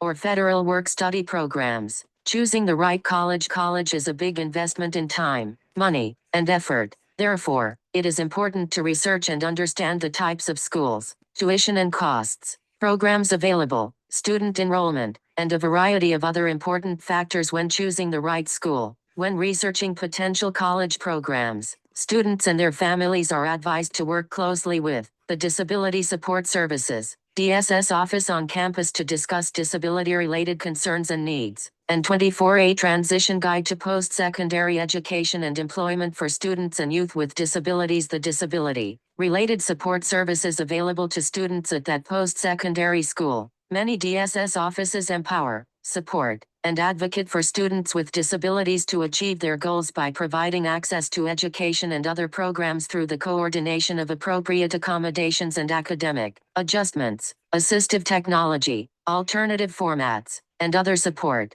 These supports and services, including academic adjustments and auxiliary aids, are provided in compliance with Section 504 and the Americans with Disabilities Act, ADA, as explained below. Title II of the ADA applies to public post-secondary institutions, and Title III of the ADA applies to certain private post-secondary institutions. Information about the DSS office may be found at the Post-Secondary Schools website. The U.S. Department of Education Publication College Scorecard, https://collegescorecard.ed.gov, also provides data on outcomes and affordability to help select the right college. Rights and responsibilities in post-secondary education and training. Students with disabilities are encouraged to be well informed about their rights and responsibilities, as well as the responsibilities of post-secondary schools. Being informed about their rights and responsibilities will help ensure that students have full opportunity to enjoy the benefits of the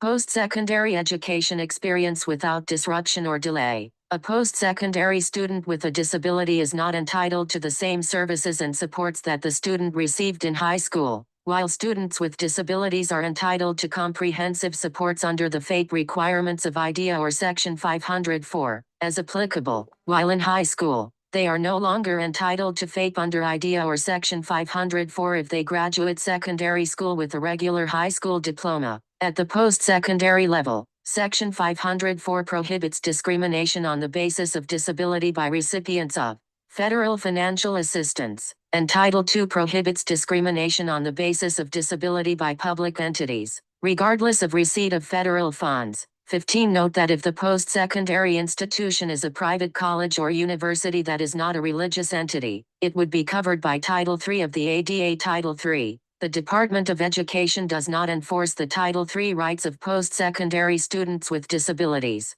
The U.S. Department of Justice enforces Title III. Section 504 and Title II require that the post-secondary educational institution provide students with disabilities with accommodations, including appropriate academic adjustments and auxiliary aids and services, that are necessary to afford an individual with a disability an equal opportunity to participate in a school's program. 16. Post-secondary educational institutions are not required to make adjustments or provide aids or services that would result in a fundamental alteration of their academic program or impose an undue financial or administrative burden on the post-secondary institution's programs. 17. To receive these supports, a student with a disability must inform the college that he or she has a disability and needs one or more accommodations. The college is not required to identify the student as having a disability or assess the student's needs prior to receiving a request for an accommodation. Colleges may set reasonable requirements for documentation that students must provide. While an IEP 25A Transition Guide to Post-Secondary Education and Employment for Students and Youth with Disabilities, or Section 504 plan from high school may be helpful in identifying services that have been effective for the student, such a plan will generally not be sufficient documentation by itself. The IEP team, VR counselor, or support professionals can provide specific guidance to prepare the student for post-secondary education and training. For example, they may provide an overview of how to self-disclose individual needs or functional limitations in the post-secondary educational setting, an overview of the rights and responsibilities of students with disabilities who are preparing to attend post-secondary schools, as well as the obligations of a post-secondary school to provide academic adjustments, including auxiliary aids and services, is available on the department's website. See Students with Disabilities Preparing for Post-Secondary Education. Know your rights and responsibilities at http://www.ed.gov/about/offices/list/OCR/transition HTML. Structural supports and physical accessibility Section 504 and the ADA contain requirements related to the physical accessibility of facilities, including those used for higher education purposes. In recent decades, the removal of architectural barriers, such as providing curb cuts, ramps, and elevators, helped make higher education more inclusive for students with disabilities. Structural accommodations involve making buildings accessible to individuals with disabilities. Typical structural accommodations include ramp availability, elevators, convenient parking, doorway and restroom facilities modifications, and architectural barriers removal or modifications. In situations where architectural barriers cannot be removed, some institutions have changed the location of classes or other activities to a site that is accessible. Vocational rehabilitation supports for post-secondary education. The VR program assists individuals with disabilities, including students and youth with disabilities, to acquire the knowledge and skills needed to achieve employment that can sustain economic independence if it is determined to be necessary and is included on the individual's IPE. The VR agencies can provide financial support to eligible individuals to pay for or offset higher education-related expenses, including college expenses not covered by student financial aid, or disability-related expenses, such as personal assistants, interpreters, readers, and education support services. The student's IPA lists the services that the VR agency and other responsible parties will provide. VR financial support commonly listed in an IPA could include the following: post-secondary expenses, vocational and other training services, personal and vocational adjustment training, and advanced training in the fields of science, technology, engineering, or mathematics, computer science, medicine, law, or business in an institution of higher education. Universities, colleges, vocational schools, technical institutes, hospital, schools of nursing, or any other post-secondary education institution. Books, tools, and other training materials. Before the VR agency can provide financial support for most VR services, the VR agency and the student must identify other sources of funding. This requirement is frequently referred to as a Search for 26A Transition Guide to Post-Secondary Education and Employment for Students and Youth with Disabilities. Comparable benefits under the VR program.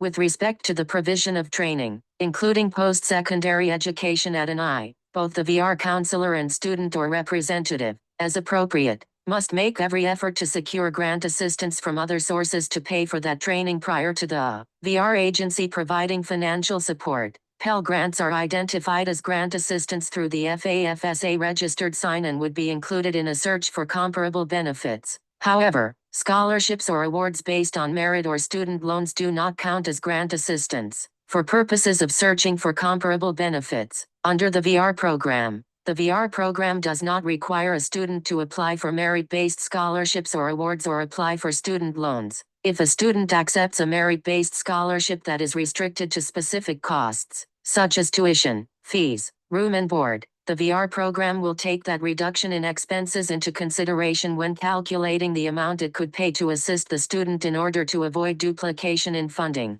Interagency agreements between state VR agencies and public institutions of higher education to ensure that students with disabilities are able to access services that enable them to fully participate in education. VR agencies must enter into an interagency agreement or other mechanism for interagency coordination with public eyes in the state. The agreement or mechanism must address the coordination of services, agency financial responsibilities, provision of accommodations and auxiliary aids and services, reimbursement matters, and procedures for resolving interagency disputes. The local VR agency and DSS office can assist students and families with connecting to the support services offered at ICE. Post-secondary education and training programs and opportunities. The following are examples of such programs that are funded through the U.S. Department of Education. Gallaudet University. Gallaudet University, federally chartered in 1864, is a bilingual, diverse, multicultural institution of higher education that ensures the intellectual and professional advancement of deaf and hard of hearing individuals through American Sign Language and English.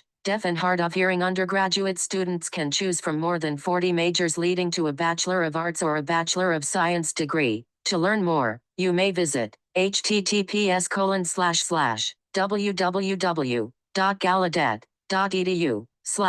National Technical Institute for the Deaf, NTID. NTID is one of the 9 colleges within Rochester Institute of Technology, RIT, a leading career-oriented technological university. NTID offers students who are deaf or hard of hearing career-focused degree programs, opportunities to participate in the university's cooperative education program, faculty who specialize in educating deaf and hard of hearing students, and the opportunity to enroll in RIT's degree programs. For more information, please visit https://www.ntid.rit.edu/ 27A Transition Guide to Post-Secondary Education and Employment for Students and Youth with Disabilities. Model Transition Programs for Students with Intellectual Disabilities. TPSID. Into higher education. The Higher Education Opportunity Act includes provisions to increase access and opportunities for youth and adults with intellectual disabilities who are interested in participating in higher education programs. The Department's Office of Post-Secondary Education, OPE, funded 25 TPSID projects in 2015 to serve students with intellectual disabilities by providing access to academically inclusive college courses, enhancing participation in internships and competitive integrated employment, and encouraging engagement in social and personal development activities. OPE also funds a national coordinating center to provide support, coordination, training, and evaluation services for TPSID grantees and other programs for students with intellectual disabilities nationwide. The National Coordinating Center is administered by Think College, a project team at the Institute for Community Inclusion at the University of Massachusetts, Boston. For more information about the TPSID program and projects, please visit the Think College website at https://think-college.net/about/think-college/think-college-national-coordinating-center. Examples of state and local collaboration to support post-secondary options for individuals with disabilities. Autism Services AVR Agency, Secondary School, and a local community college collaborated in a grant-funded project, which provided comprehensive supports to individuals with autism enrolled at a local community college. At the conclusion of the grant, the VR agency identified a staff person to continue providing supports to 20 students enrolled at 3 community colleges in the community college system, with some participants transitioning to 4-year universities. Supports included faculty trainings, career guidance, self-advocacy instruction, and increased communication with VR counselors, faculty, and family members. Supported Education AVR Agency collaborated with a community college to develop a supported education program. This initiative provides additional tutoring, study skills training, college life and other training for transition students who enroll in the community college and seek remedial courses before matriculating into a degree or certificate program. The goal is to make community college education and training an option for more transition-age students with disabilities and increase their success rate in college. A student suffered a stroke at a very young age, and afterwards, was unable to walk, talk, or breathe on his own. However, he did not have any cognitive damage that impacted his intellectual functioning during the stroke. Despite his challenges, he graduated from high school and entered a rigorous 4-year college. This student received a bachelor's degree in fine arts. His post-secondary educational success can be largely attributed to his own personal drive, supportive parents, and knowledgeable service providers. 28A Transition Guide to Post-Secondary Education and Employment for Students and Youth with Disabilities. Post-secondary employment options for more than 2 decades. One of the principal goals of disability policy in the United States, as it influenced special education, vocational rehabilitation, and employment services nationwide, has been to improve employment opportunities for young people with disabilities as they exit secondary education programs. 18 As noted in the Rehabilitation Act, as amended by WIOA, one of the primary purposes of the Rehabilitation Act is to maximize opportunities for individuals with disabilities, including individuals with significant disabilities, for competitive integrated employment. Preparing for careers. VR agencies value early engagement with students and youth with disabilities to assist them in preparing for a satisfying career. Early participation in job readiness training can provide the tools and guidance that the student and youth with a disability need to successfully seek, find, advance in, or maintain employment. Job readiness training refers to developing job-seeking skills, such as preparing resumes or completing job applications, practicing interview techniques, honing workplace behaviors, or participating in a job club. Many models of career development identify stages that are widely accepted as leading to a satisfying and productive career. 19 These stages include career awareness, when individuals begin to develop self-awareness and learn about work values and roles in work, usually in elementary school. Career exploration, when individuals gather information to explore work interest, skills, abilities, and the requirements of various employment options, usually starting in middle school or early high school. Career decision-making, when individuals begin to select job and career areas that match interests and aptitudes, usually beginning in high school, but often continuing well into adulthood. Career preparation, when youth begin to understand their strengths and challenges and make informed choices about preparation activities that will lead to a chosen career area, usually throughout high school and post-secondary school. And career placement, when youth begin to responsibly and productively participate in a job and a career area.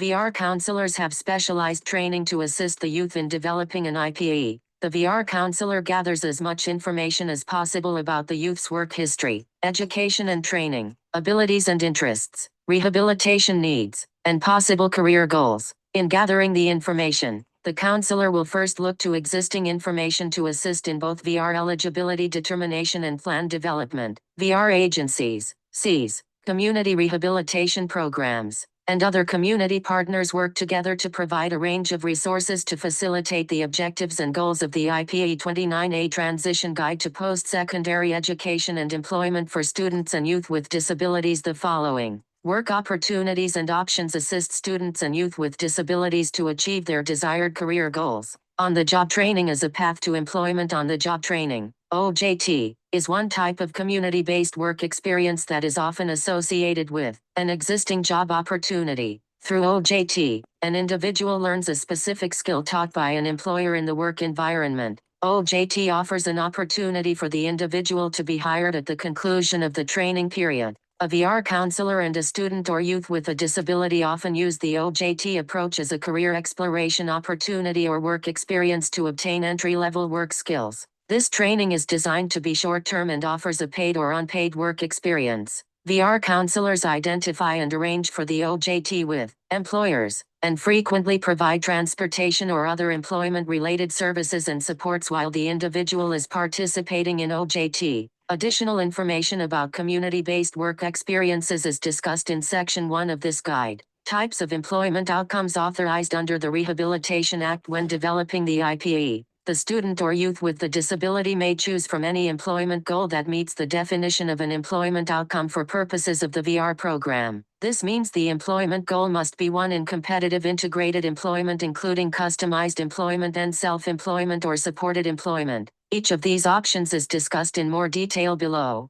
Competitive integrated employment. Competitive integrated employment pays a competitive wage in a location where both workers with disabilities and those without disabilities, other than supervisors or individuals supporting the worker with a disability, interact on a daily basis while performing their job. Competitive integrated employment offers the same level of benefits for all employees, including those with disabilities, and offers the same opportunities for advancement for individuals with disabilities and those without disabilities working in similar positions. See the glossary for the definition of competitive integrated employment. The Rehabilitation Act emphasizes the achievement of competitive integrated employment to ensure that all individuals with disabilities, especially students and youth with disabilities served through the VR program, are provided every opportunity to achieve employment with earnings comparable to those paid to individuals without disabilities, in a setting that allows them to interact with individuals who do not have disabilities. Through the sharing of program information and coordination of joint training,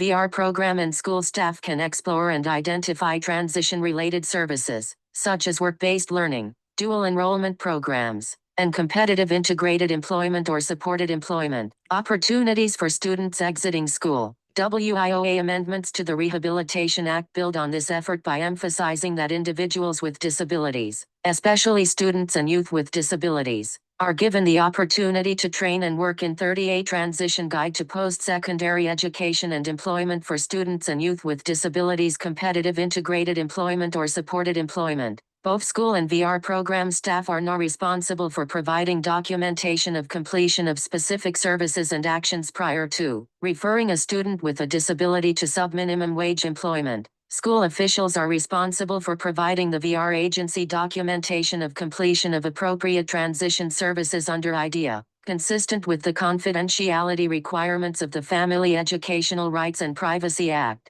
VR agencies are required to provide the youth with documentation of completion of transition services under IDEA in addition to completion of pre-employment transition services and other appropriate services under the VR program. The youth with a disability must obtain this documentation prior to starting a job at sub-minimum wage with an employer who holds a Section 14(c) certificate under the Fair Labor Standards Act. VR agency staff is available to consult with school staff and others to share information that will enable school staff, students, and family members to better understand the medical aspects of disabilities as they relate to employment. The purpose of the VR program, how and when VR staff can best serve the employment needs of the students in the transition process, and how school staff can assist students in their preparation for VR services leading to an employment outcome in competitive integrated employment or supported employment. Supported employment refers to competitive integrated employment or employment in an integrated work setting in which individuals are working on a short-term basis toward competitive integrated employment.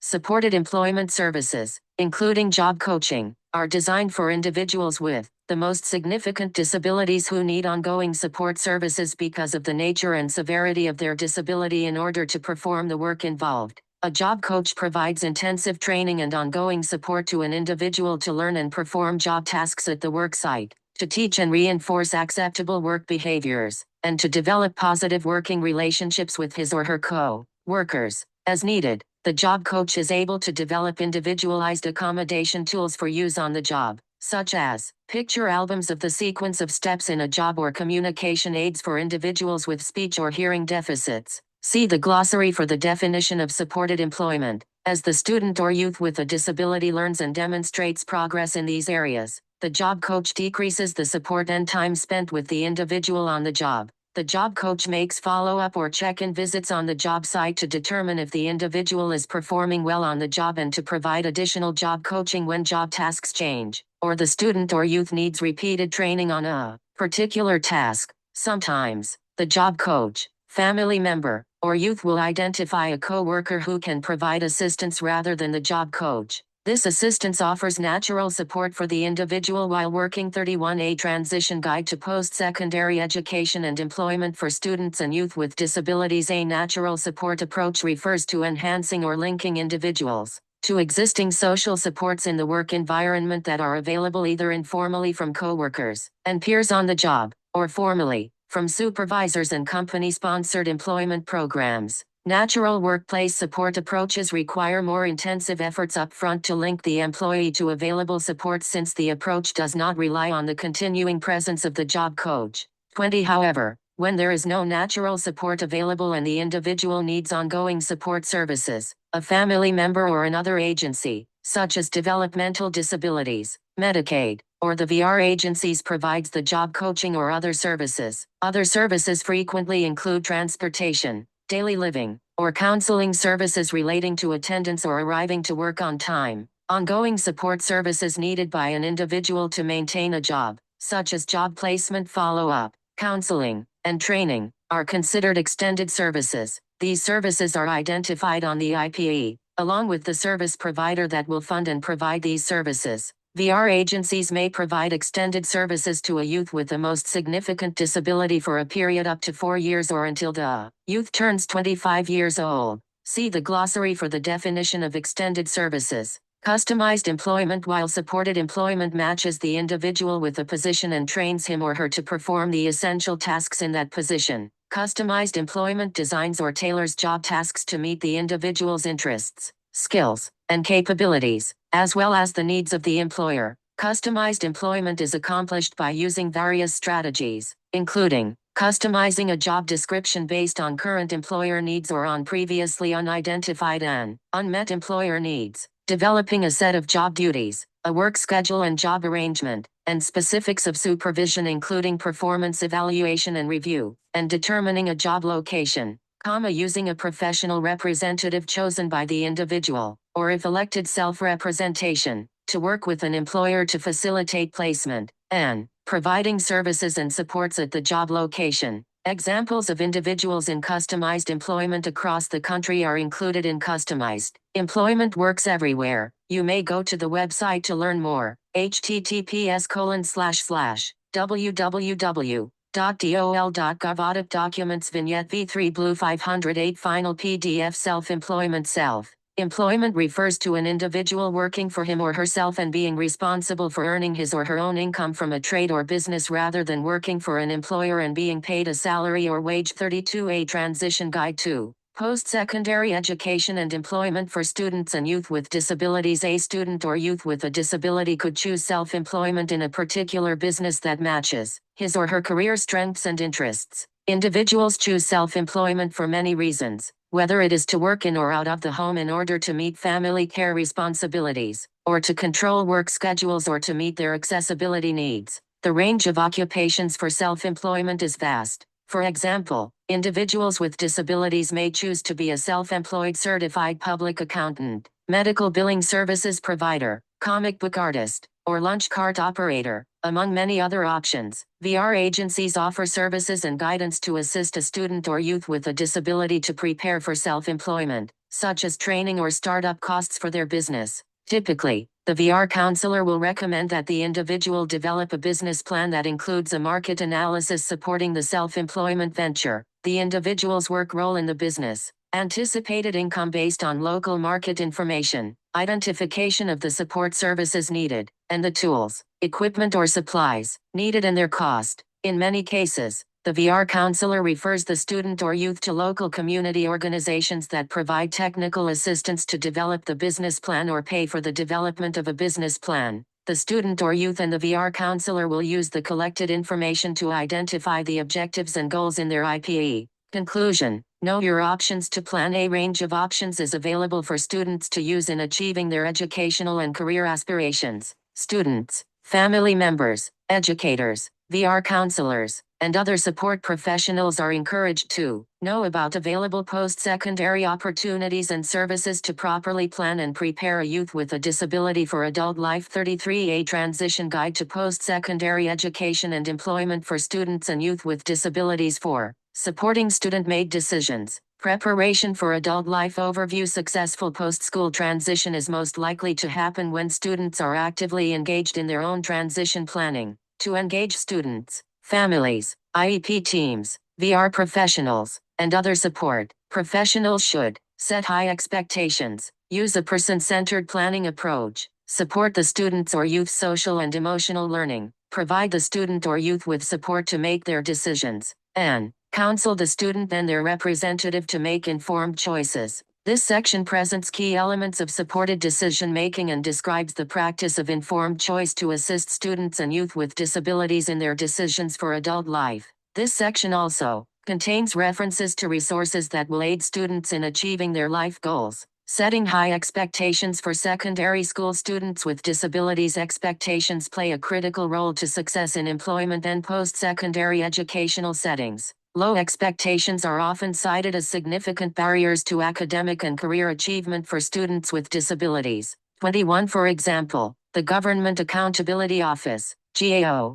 found that attitudinal barriers of faculty and support service providers in post-secondary educational settings have been shown to inhibit the performance of students with disabilities. 22. In contrast, setting high expectations for students with disabilities promotes successful post-school transition. Research demonstrates that students with disabilities do better when they are held to high expectations and have access to the general education curriculum. 23. To set high expectations and foster successful post-school outcomes for students with disabilities, all individuals concerned with their education should establish a school-wide culture of high expectations, provide students with disabilities access to rigorous coursework. See Accelerated Programs section below. Ensure students with disabilities have IEP goals that are aligned with the challenging academic content standards for the grade in which the student is enrolled, and ensure that students with disabilities receive the specialized instruction, related services and other supports they need to meaningfully access, be involved,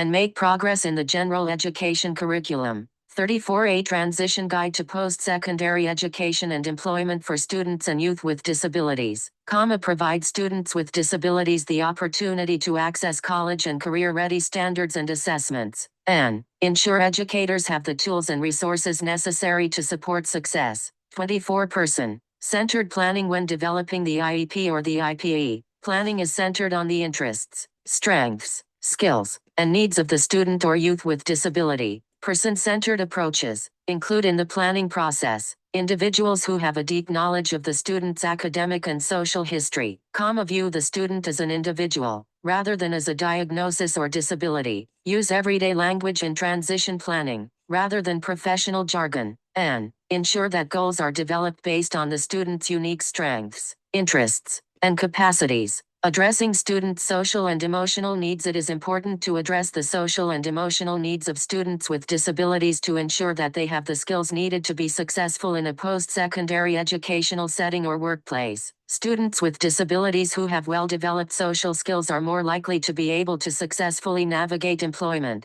community, and post-secondary education settings. 25 IEP teams need to take active steps to provide opportunities for students with disabilities to acquire appropriate social skills. Many of these opportunities can be integrated into the student's existing course of study. Specific strategies include role-playing. Schools can create opportunities for students with disabilities to practice appropriate social skills in a variety of contexts, including school-based, workplace, community, and post-secondary educational settings. Participation in social and emotional learning programs. A variety of specific social skill development programs exist that can help students acquire critical social skills. 26. Positive school climate. Parents should be aware that a positive school climate is critical to helping students with disabilities develop strong social skills. For example, safe and supportive classrooms build on the student's strengths. 2735A Transition Guide to Post-Secondary Education and Employment for Students and Youth with Disabilities, providing the student and youth with support to make their decisions beyond developing social skills.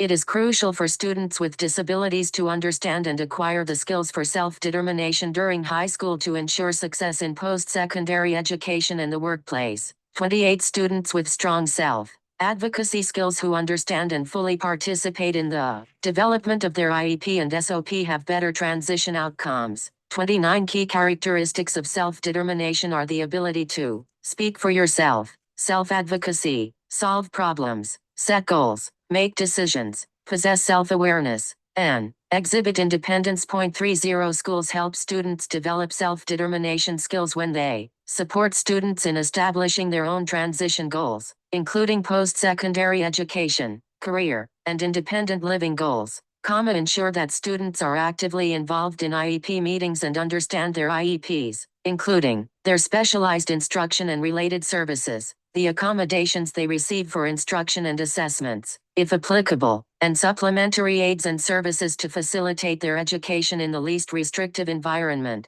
Help students develop skills to direct their own learning, use person-centered planning, and create and maintain a system that supports family involvement and empowers families to support the self-determination of their sons and daughters. 31 Developing self-determination and making informed choices. Heighten students' knowledge of the transition process and success in post-school settings. Self-determination activities can be described as activities that result in individuals with developmental disabilities, with appropriate assistance, having the ability, opportunity, authority, and support including financial support. 2. Communicate and make personal decisions. Communicate choices and exercise control over the type and intensity of services, supports, and other assistance the individual receives. Control resources to obtain needed services, supports and other assistance. Participate in, and contribute to, their communities. And 36A Transition Guide to Post-Secondary Education and Employment for Students and Youth with Disabilities. Advocate for themselves and others. Develop leadership skills through training in self-advocacy. Participate in coalitions. Educate policymakers. And play a role in the development of public policies that affect individuals with developmental disabilities. Making informed choices. The VR agency must provide its participants with the opportunity to exercise informed choice throughout the VR process, including making decisions about the following: employment goals, services and service providers, settings for employment and service provision, and methods for procuring services. The VR agency assists participants by providing information, guidance, and support to make and carry out these decisions. The exercise of informed choice involves communicating clearly, gathering and understanding information, setting goals, making decisions, and following through with decisions. VR counselors provide information through various methods of communication that are helpful to a family in order to assist with identifying opportunities for exercising informed choice from the beginning of the VR process through the achievement of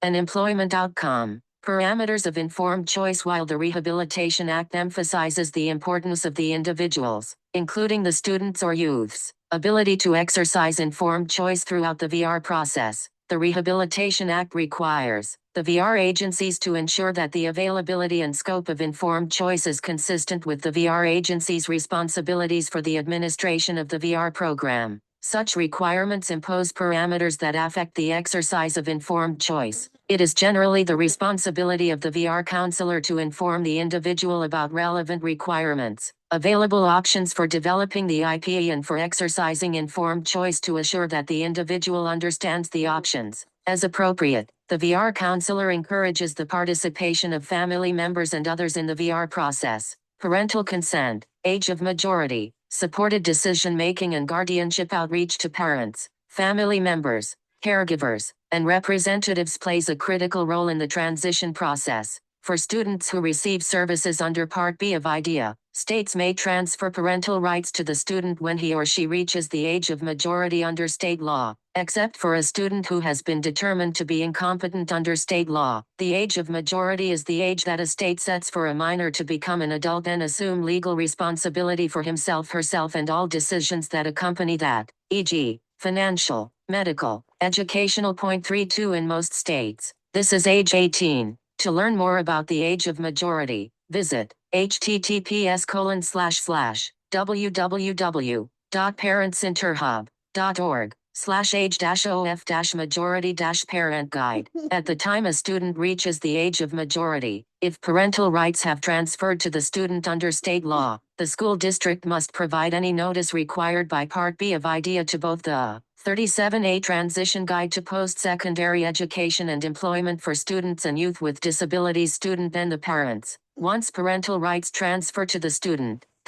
has the right to make his or her own educational, employment, or independent living decisions. VR agencies conduct outreach directly to these students. The consent of the parents or an IDEA-eligible student who has reached the age of majority under state law must be obtained before personally identifiable information about the student is released to officials of participating agencies, including VR agencies that are providing or paying for transition services. As IDEA-eligible students with disabilities reach the age of majority, they and their parents are advised to seek information to help them understand their options for making educational decisions. A student need not be placed under guardianship in order for his or her family to remain involved in educational decisions. Guardianship places significant restrictions on the rights of an individual. Students and parents are urged to consider information about less restrictive alternatives. If state law permits parental rights under the IDEA to transfer to a student who has reached the age of majority, that student can become the educational rights holder who invites family members to participate in the IEP meeting.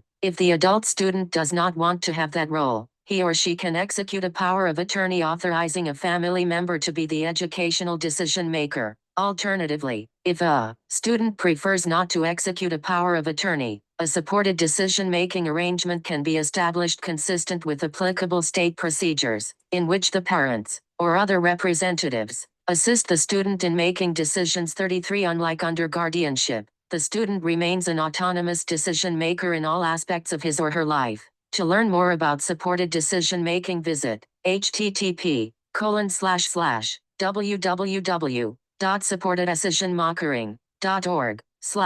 Families are encouraged to seek services from the Parent Training and Information Centers funded by the Office of Special Education Programs, and Parent Information and Training Programs funded by the Rehabilitation Services Administration. Conquering financial hurdles to accomplish goals. Individuals with disabilities often endure greater expenses than non-disabled individuals. These expenses can create hardships that undermine the careful decision-making processes discussed above and impede the accomplishment of an individual's goals. Fortunately, Congress formally recognized this potential for financial difficulty and passed the Stephen Beck, Jr., Achieving a Better Life Experience ABLE Act of 2014. What is an ABLE account? The ABLE Act amended Section 529 of the IRS Code and authorized states to create tax-advantaged savings programs, ABLE accounts, that individuals with disabilities can establish to help pay for qualified disability expenses. The individual with a disability is considered the ABLE account owner.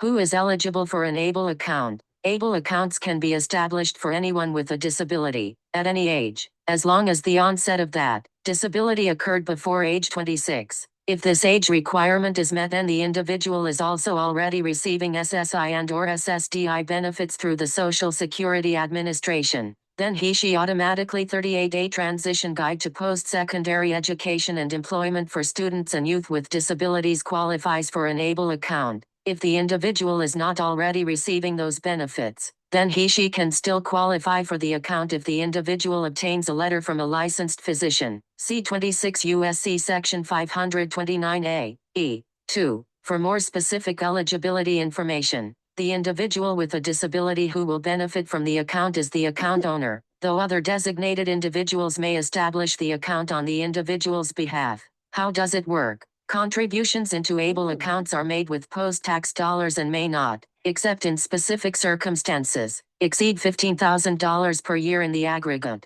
Contributions are not deductible for federal tax law purposes but may be for state tax law purposes. Any income the account earns will grow tax-free, as long as funds in the account are used solely for qualified disability expenses. Withdrawals from the account will not incur any additional federal taxes. Most importantly, the ABLE account owner will not lose access to means-tested federal programs, e.g., Medicare or SSDI, just by having $2,000 or more in the account. The balance of an ABLE account will not impact access to these programs until the account reaches $100,000. While a majority of states have established ABLE programs, some have not. Individuals with disabilities who reside in states that have not yet established their own programs may enroll in another state's ABLE program. For a current list of state programs and features, please visit https://www.ablenrc.org/ What expenses may be paid for with an ABLE account?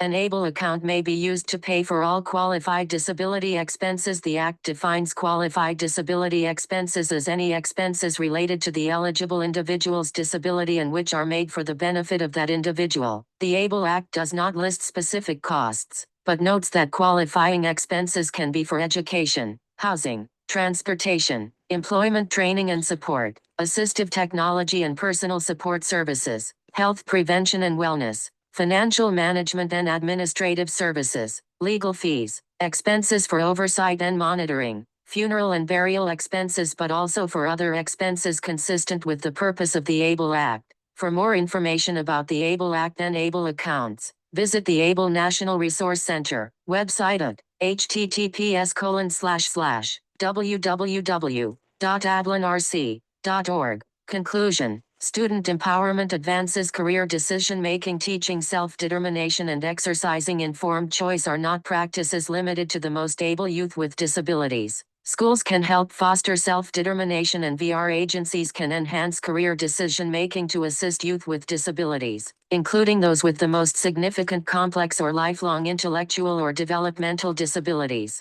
to achieve their desired post-school goals. 39A Transition Guide to Post-Secondary Education and Employment for Students and Youth with Disabilities. Glossary of Terms. Individuals with Disabilities Education Act. Idea. 20 U.S.C. 1400 at the following. Rehabilitation Act of 1973, as amended. Rehabilitation Act 29, U.S.C. 701 at the following. Elementary and Secondary Education Act of 1965 S.E., as amended by the Every Student Succeeds Act 20, U.S.C. 6301 at the following. Stephen Beck, Jr. Achieving a Better Life Experience Act of 2014, ABLE Act, 26 U.S.C. Section 529A, Higher Education Opportunity Act, PL 110-315, Alternate Diploma, SE Title 8, Sec 8101, 25. Alternate diploma means a diploma for students with the most significant cognitive disabilities, as defined by the state, who are assessed with the state's alternate assessment aligned to alternate academic achievement standards under Section 1111, B, 2, D, of the Elementary and Secondary Education Act and is, I, standards-based, 2, aligned with the state's requirements for a regular high school diploma, and 3, obtained within the time period for which the state ensures the availability of a free appropriate public education under Section 612, 1, of the Individuals with Disabilities Education Act, Child with a Disability, 20 U.S.C. Sec. 1401, 3. In general, the term child with a disability means a child, A, B, with intellectual disabilities, hearing impairments, including deafness, speech or language impairments, visual impairments, including blindness, serious emotional disturbance, referred to in this title as emotional disturbance, orthopedic impairments, autism, traumatic brain injury, other health impairments, or specific learning disabilities, and who, by reason thereof, need special education and related services. Community Rehabilitation Program, 29 U.S.C. Sec. 705, 4. Community Rehabilitation Program means a program that provides directly or facilitates the provision of vocational rehabilitation services to individuals with disabilities, and that provides, singly or in combination, for an individual with a disability to enable the individual to maximize opportunities for employment, including career advancement, A, medical, psychiatric, psychological, social, and vocational services that are provided under one management. 48 Transition Guide to Post-Secondary Education and Employment for Students and Youth with Disabilities. B. Testing, fitting, or training in the use of prosthetic and orthotic devices. C. Recreational therapy. D. Physical and occupational therapy. E. Speech, language, and hearing therapy. F. Psychiatric, psychological, and social services, including positive behavior management. G. Assessment for determining eligibility and vocational rehabilitation needs. H. Rehabilitation technology. I. Job development, placement, and retention services. J. Evaluation or control of specific disabilities. K. Orientation and mobility services for individuals who are blind. L. Extended employment. M. Psychosocial rehabilitation services. N. Supported employment services and extended services. O. Customized employment. P. Services to family members when necessary to the vocational rehabilitation of the individual. Q. Personal assistance services. Or R. Services similar to the services described in one of subparagraphs A through Q. Competitive integrated employment. 29 U.S.C. Sec. 705, 5. The term competitive integrated employment means work that is performed on a full-time or part-time basis, including self-employment, A, for which an individual, I, is compensated at a rate that, I, shall be not less than the higher of the rate specified in Section 6, 1, of the Fair Labor Standards Act of 1938, 29 U.S.C. 206, 1,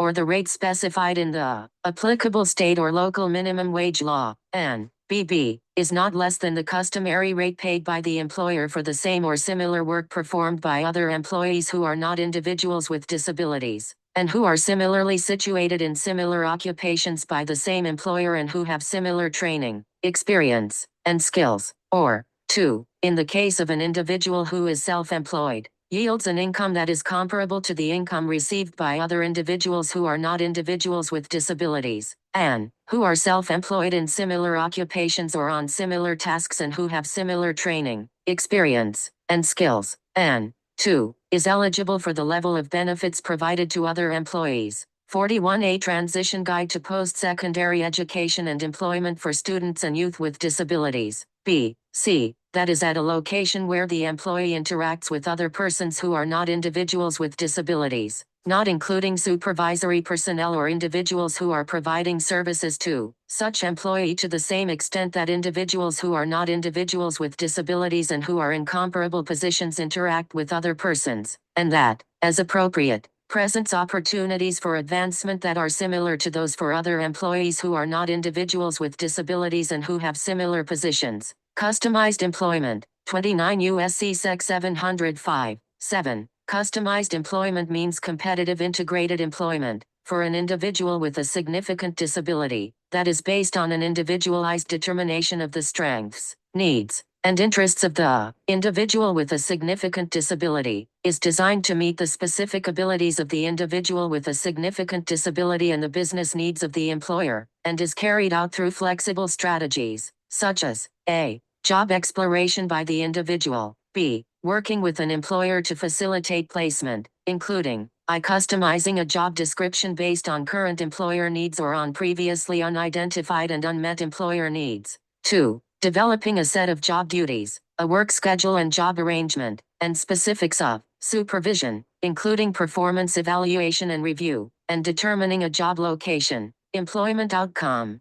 29 U.S.C. Sec. 705, 11. Employment outcome means, with respect to an individual, a. Entering or retaining full-time or, if appropriate, part-time competitive employment in the integrated labor market, b. Satisfying the vocational outcome of supported employment, or c. Satisfying any other vocational outcome the Secretary of Education may determine to be appropriate, including satisfying the vocational outcome of customized employment, self-employment, telecommuting, or business ownership. Extended services, 29 U.S.C. Sec. 705, 13. Extended services means ongoing support services and other appropriate services needed to support and maintain an individual with the most significant disability in supported employment that a. Are provided singly or in combination and are organized and made available in such a way as to assist an eligible individual in maintaining supported employment, b. Are based on a determination of the needs of an eligible individual, as specified in an individualized plan for employment, and 42A Transition Guide to Post-Secondary Education and Employment for Students and Youth with Disabilities, c. Are provided by a state agency, a nonprofit private organization, employer, or any other appropriate resource, after an individual has made the transition from support provided by the designated state unit. Free appropriate public education, FAPE, 20 U.S.C. Sec. 1401, 9. Under the IDEA, the term free appropriate public education means special education and related services that a. Have been provided at public expense, under public supervision and direction, and without charge, b. Meet the standards of the state educational agency, c. Include an appropriate preschool, elementary school, or secondary school education in the state involved, and d. Are provided in conformity with the individualized education program required under Section 1414,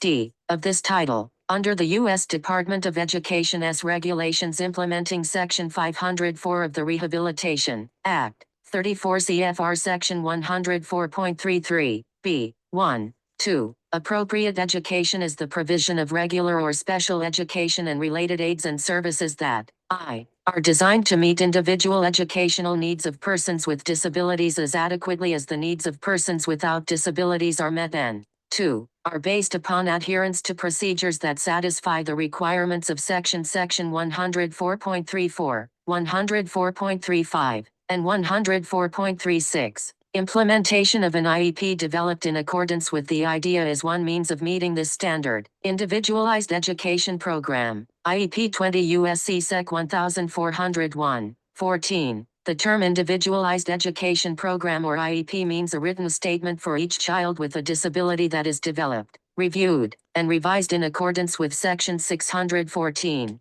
d. of the IDEA. Individual with a disability, 29 U.S.C. Sec. 705. 20. A. In general, except as otherwise provided in subparagraph B. The term individual with a disability means any individual who I. Has a physical or mental impairment which for such individual constitutes or results in a substantial impediment to employment, and 2. Can benefit in terms of an employment outcome from vocational rehabilitation services provided pursuant to Title I, 3, or 6. 43A Transition Guide to Post-Secondary Education and Employment for Students and Youth with Disabilities. Individual with a significant disability, 29 U.S.C. Sec. 705, 21. Individual with a significant disability means A. In general, except as provided in subparagraph B or C. The term individual with a significant disability means an individual with a disability, I, who has a severe physical or mental impairment which seriously limits one or more functional capacities, such as mobility, communication,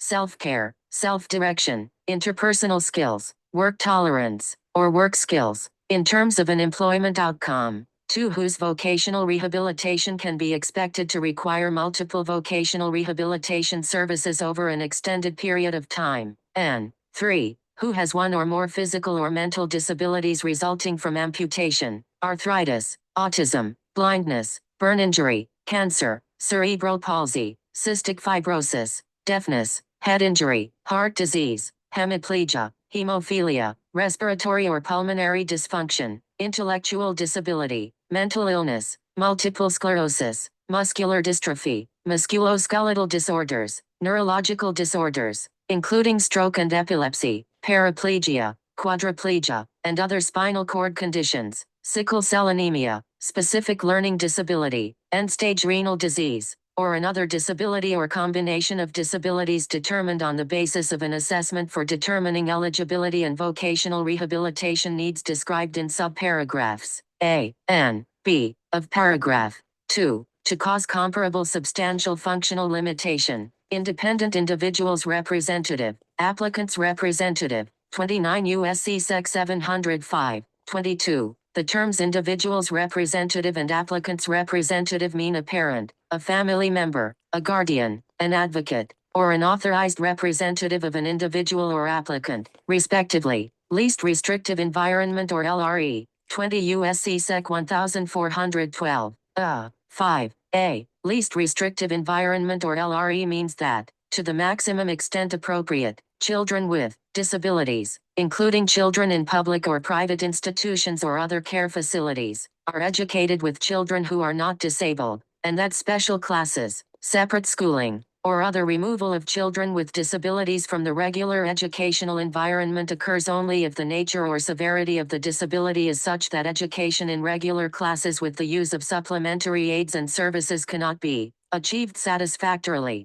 Local agency, 29 U.S.C. Sec. 705, 24. Local agency means an agency of a unit of general local government or of an Indian tribe, or combination of such units or tribes, which has an agreement with the designated state agency to conduct a vocational rehabilitation program under the supervision of such state agency in accordance with the state plan approved under Section 101. Nothing in the preceding sentence of this paragraph or in Section 101 shall be construed to prevent the local agency from arranging to utilize another Local 44A transition guide to post-secondary education and employment for students and youth with disabilities, public or nonprofit agency to provide vocational rehabilitation services if such an arrangement is made part of the agreement specified in this paragraph. Ongoing support services, 29 U.S.C. Sec. 705, 27. Ongoing support services means services, A. Provided to individuals with the most significant disabilities,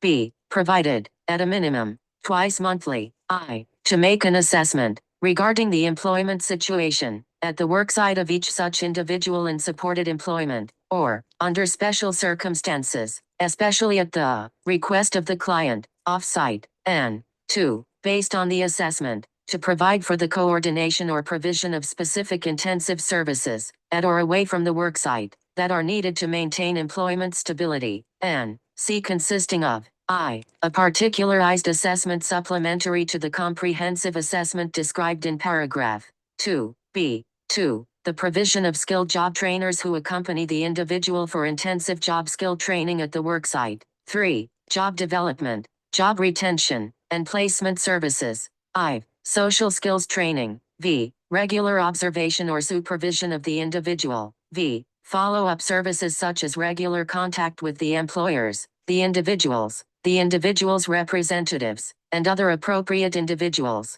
in order to reinforce and stabilize the job placement. 7. Facilitation of natural supports at the worksite. 8. Any other service identified in Section 723 of this title, or 9. A service similar to another service described in this subparagraph. Pre-employment transition services. 29 U.S.C. Sec. 705, 30, and 733. Pre-employment transition services are, in general, from the funds reserved under Section 110, D, and any funds made available from state, local, or private funding sources. Each state shall ensure that the designated state unit, in collaboration with the local educational agencies involved, shall provide, or arrange for the provision of, pre-employment transition services for all students with disabilities in need of such services who are eligible or potentially eligible for services under this title. 45A Transition Guide to Post-Secondary Education and Employment for Students and Youth with Disabilities. B. Required activities. Funds available under subsection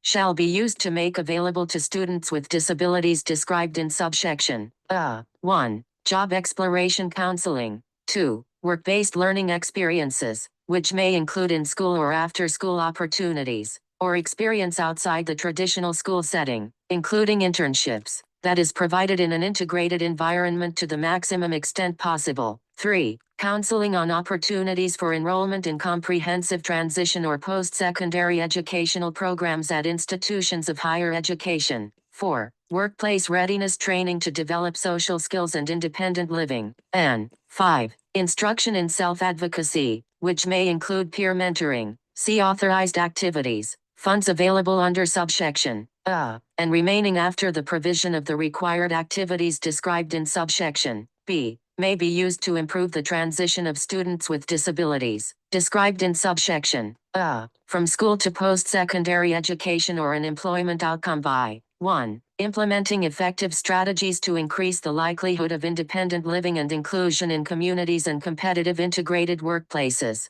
2. Developing and improving strategies for individuals with intellectual disabilities and individuals with significant disabilities to live independently, participate in post-secondary education experiences, and obtain and retain competitive integrated employment. 3. Providing instruction to vocational rehabilitation counselors, school transition personnel, and other persons supporting students with disabilities. 4. Disseminating information about innovative, effective, and efficient approaches to achieve the goals of this section. 5. Coordinating activities with transition services provided by local educational agencies under the Individuals with Disabilities Education Act, 20 U.S.C. 1400 at the following. 6. Applying evidence-based findings to improve policy, procedure, practice, and the preparation of personnel in order to better achieve the goals of this section. 7. Developing model transition demonstration projects. 8. Establishing or supporting multi-state or regional partnerships involving states, local educational agencies,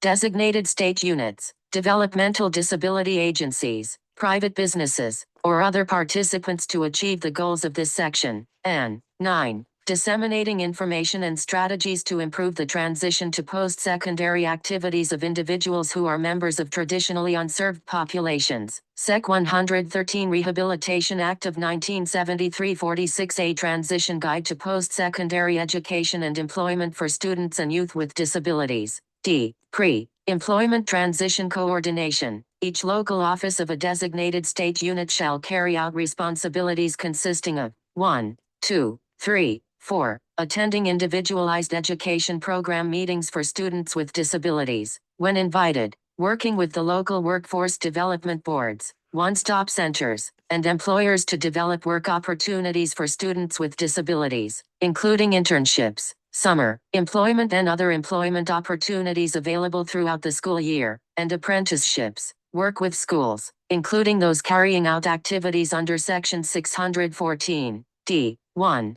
A, I, 8, of the Individuals with Disabilities Education Act, 20 U.S.C. 1414, D. 1, A, I, 8, to coordinate and ensure the provision of pre-employment transition services under this section, and when invited, attend person-centered planning meetings for individuals receiving services under Title 19 of the Social Security Act, 42 U.S.C. 1396 at the following. Qualified disability expenses 26 U.S.C. Sec. 529A, E. 5. Qualified disability expenses under the ABLE Act are any expenses related to the eligible individual's disability and which are made for the benefit of that individual. Regular high school diploma, 20 U.S.C. Sec 7801, 43. The term regular high school diploma, A, means the standard high school diploma awarded to the preponderance of students in the state that is fully aligned with state standards, or a higher diploma, except that a regular high school diploma shall not be aligned to the alternate academic achievement standards described in Section 1111, B, 1,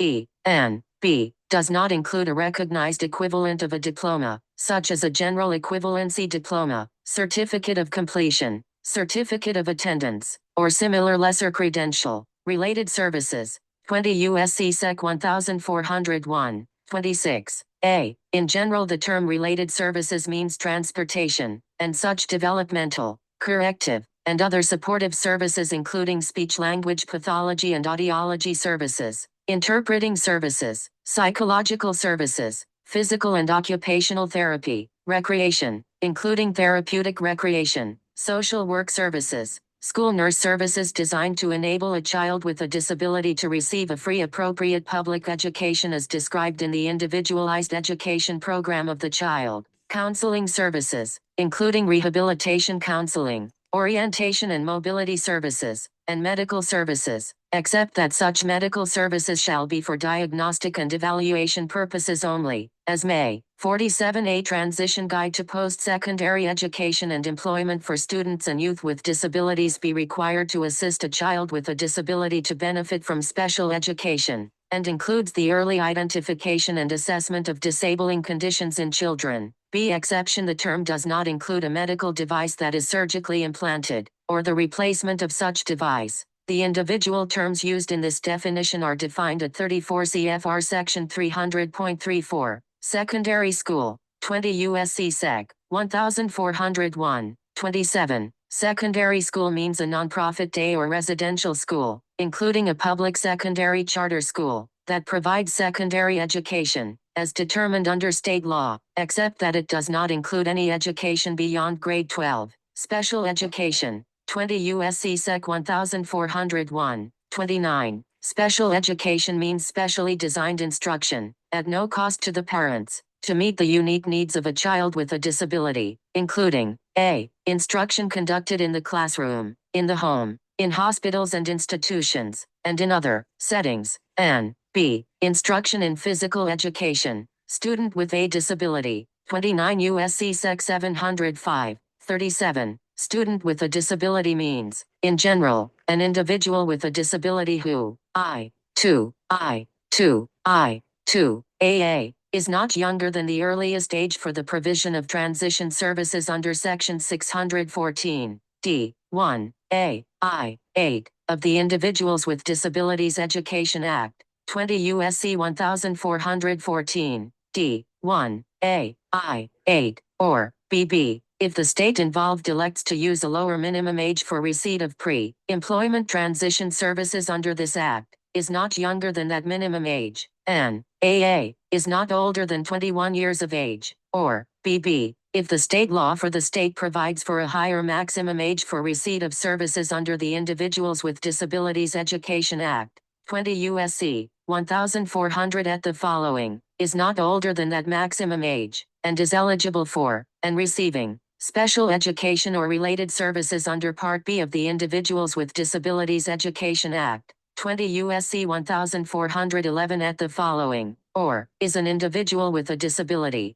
For purposes of Section 504, student with a disability is an individual with a disability who is participating in an educational program, including 48-day Transition Guide to Post-Secondary Education and Employment for Students and Youth with Disabilities Secondary Education, Non-Traditional Secondary Education and Post-Secondary Education, who meet the age requirements of the definition. Summary of Performance, 20 U.S.C. Sec. 1414, C. 5, B. 2. Summary of performance means for each student with a disability receiving services under Part B of the IDEA who either graduates from high school with a regular high school diploma or exceeds the age of eligibility for FAPE under state law, the school must provide the student with a summary of his or her academic achievement and functional performance. The SOP must include recommendations on how to assist the student in meeting his or her post-secondary goals. Supported employment, 29 U.S.C. Sec. 705,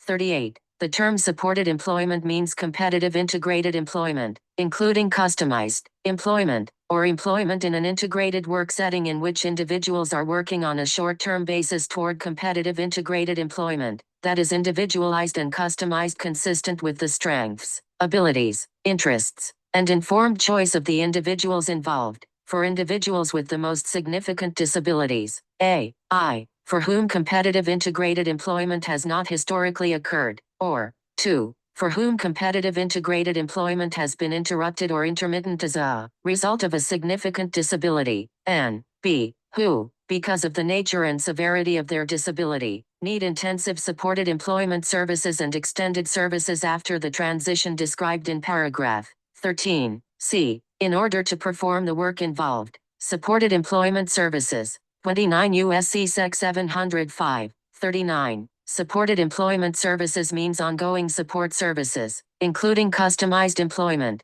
needed to support and maintain an individual with the most significant disability in supported employment, that A. Are provided singly or in combination and are organized and made available in such a way as to assist an eligible individual to achieve competitive integrated employment. B. Are based on a determination of the needs of an eligible individual, as specified in an individualized plan for employment, and C. Are provided by the designated state unit for a period of not more than 24 months, except that period may be extended, if necessary, in order to achieve the employment outcome identified in the Individualized Plan for Employment 49A Transition Guide to Post-Secondary Education and Employment for Students and Youth with Disabilities Transition Services. 20 U.S.C. Sec. 1401, 34, 34 CFR Section 361.5, C. 55. Transition services means a coordinated set of activities for a student with a disability designed within a results-oriented process that is focused on improving the academic and functional achievement of the child with a disability to facilitate the child's movement from school to post-school activities,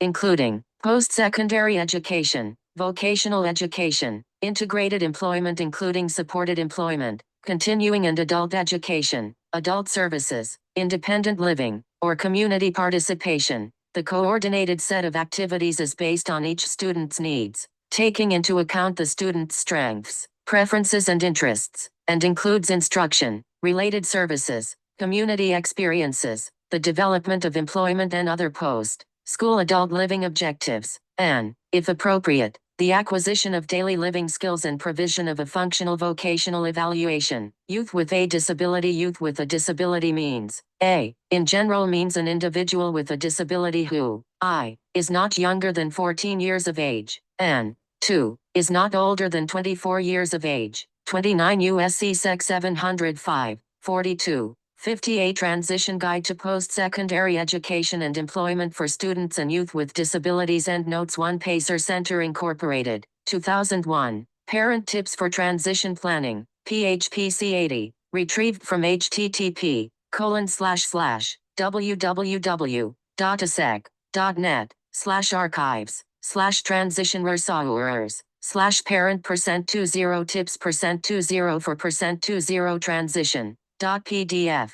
Du Adelman, C. 2006. The Toolbox Revisited, Paths to Degree Completion from High School Through College, Washington, D.C., U.S. Department of Education, retrieved from https://www.ed.gov/rschstat/research/toolbox/toolbox.pdf. 3 National Collaborative on Workforce and Disability for Youth. Guideposts for Success, Career Preparation and Work-Based Learning Experiences, retrieved from http://www.ncwd-youth.info/solutions/guideposts-for-success/guideposts-career/for looking RG 2009 The Way to Work, How to Facilitate Work Experiences for Youth in Transition, Baltimore, MD, Paul H. Brooks 5 Powers, L.E., Deschler, D.D., Jones, B. and Simon, M. 2006. Strategies for Enhancing Self-Determination, Social Success, and Transition to Adulthood, in D.D. Deschler and J.B. Shoemaker, eds. Teaching Adolescents with Disabilities, Accessing the General Education Curriculum, pages 235-273, Thousand Oaks, CA, Corwin Press 6 Powers, L.E., Sowers, J., and Stevens, T., 1995, an exploratory, randomized study of the impact of mentoring on the self-efficacy and community-based knowledge of adolescents with severe physical challenges. Journal of Rehabilitation, 61, 1, 33-41, 7 Luking, R.G., 2009, The Way to Work, How to Facilitate Work Experiences for Youth in Transition, Baltimore, M.D., Paul H. Brooks. 8 Information in this section is based upon a joint Dear Colleague letter on career pathways, AVI, ETA, Administration for Children and Families, April 4, 2012, retrieved from https://www.ed.gov/about/offices/list/avi/10-attachment.pdf 9c Assistance to States for the Education of Children with Disabilities and Preschool Grants for Children with Disabilities. Final Rule, Analysis of Comments and Changes, 71 Fed, Reg 46540, 46667, August 14, 2006. 10.11 If the VR agency is operating under an order of selection, the IPA must be developed and approved before each eligible student meeting the order of selection criteria leaves the school setting. Section 101, 9A, of the Rehabilitation Act N 34 CFR Section 361.22, 2, 12C State Vocational Rehabilitation Services Program, 81 Fed, Reg 55687, August 19, 2016, Preamble, 51A Transition Guide to Post-Secondary Education and Employment for Students and Youth with Disabilities 13, 14, 15, 16, 17, 18, 19, 20, 21, 22 Adapted from Alverson, C.Y., Burr, J., Fitzgerald, P., Dickinson, J., Johnson, M., Ozals, K., and Simich, S., 2015, Oregon Youth Transitions Program, YTP, Procedures Manual, with further modifications from Brenda K. Simmons, Director, Transition Services, Missouri Vocational Rehabilitation, Comito, R., Levine, P., and Wagner, M., 2004, Transition Planning for Students with Disabilities, a special topic report from the National Longitudinal Transition Study 2, NTS2, Menlo Park, CA, SRI International, Section 504 of the Rehabilitation Act of 1973, as amended, 29 U.S.C. 794, prohibits discrimination on the basis of disability in programs or activities of entities such as public schools and state vocational rehabilitation agencies receiving federal financial assistance. Title II of the ADA, as amended, 42 U.S.C. 12131 at the following. Prohibits discrimination on the basis of disability by state and local public entities, regardless of receipt of federal funds. OCR shares enforcement responsibility for Title II in the education context with the U.S. Department of Justice. For more information about these laws, go to https://www.ed.gov/OCR. Please visit https://www.ed.gov/about/offices/list/occs/auxaids.html for a detailed overview of auxiliary aids and services. U.S. Department of Education, Office for Civil Rights, 2011. Transition of Students with Disabilities to Post-Secondary Education, A Guide for High School Educators, Washington, D.C., author, retrieved from https://www.ed.gov/about/offices/list/ocr/transition guide.html. Johnson, D.R., 2009. Forward, in R.G. Luking, The Way to Work, How to Facilitate Work Experiences for Youth in Transition, Baltimore, M.D., Paul H. Brooks, Brolin, D., 1995. Career Education, A Functional Life Skills Approach, 3rd ed., Upper Saddle River, New Jersey, Prentice Hall, Fabian, E.S., Edelman, A. and Leedy, M., 1993. Linking workers with severe disabilities to social supports in the workplace. Strategies for addressing barriers. The Journal of Rehabilitation, 59, 3 page 29, 6. Please visit the University of Washington DOIT website https://www.washington.edu/doit/programs/access college/employment-office/career prep creating inclusive career development program. For further information, please refer to the report of the Advisory Commission on Accessible Instructional Materials in Post-Secondary Education for Students with Disabilities, 2011, https://www.ed.gov/about/bd-aim/meeting/aim-report.pdf.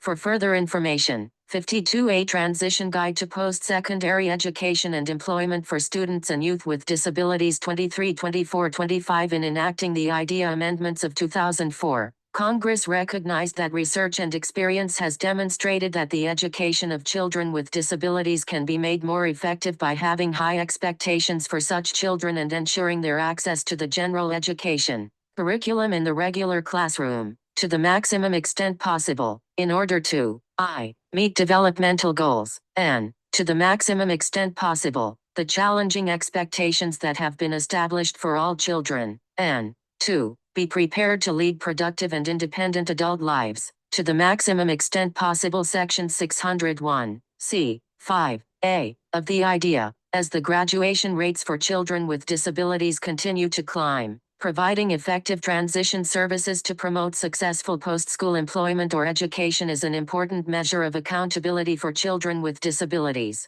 Section 601, c. 14, of the IDEA. For additional information on college and career-ready standards and assessments, please visit https://www.ed.gov/policy/lsec/leg/blueprint/fac/college-career.pdf.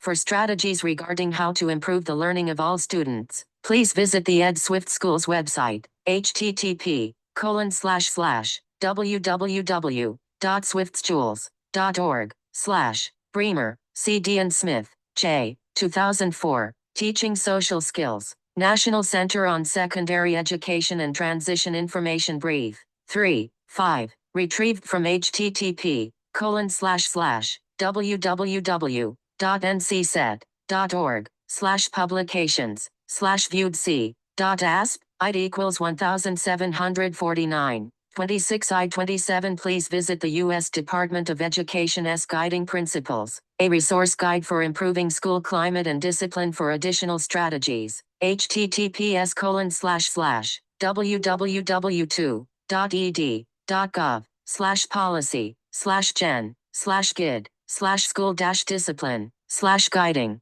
principles PDF 28 Lohman, S. Vadland, C. Strickland Cohen, K. R. Ann Walker, H. 2010, Promoting Self-Determination, a Practice Guide, retrieved from http://ngst.org/sites/promoting_self-determination_a_practice_guide.pdf 29 I-30 I-31 Lohman, S. Vadland, C. Strickland Cohen, K. Horner, R. Ann Walker, H. 2010, Promoting Self-Determination, a Practice Guide, retrieved from http://ngst.org/sites/promoting_self-determination_a_practice_guide.pdf.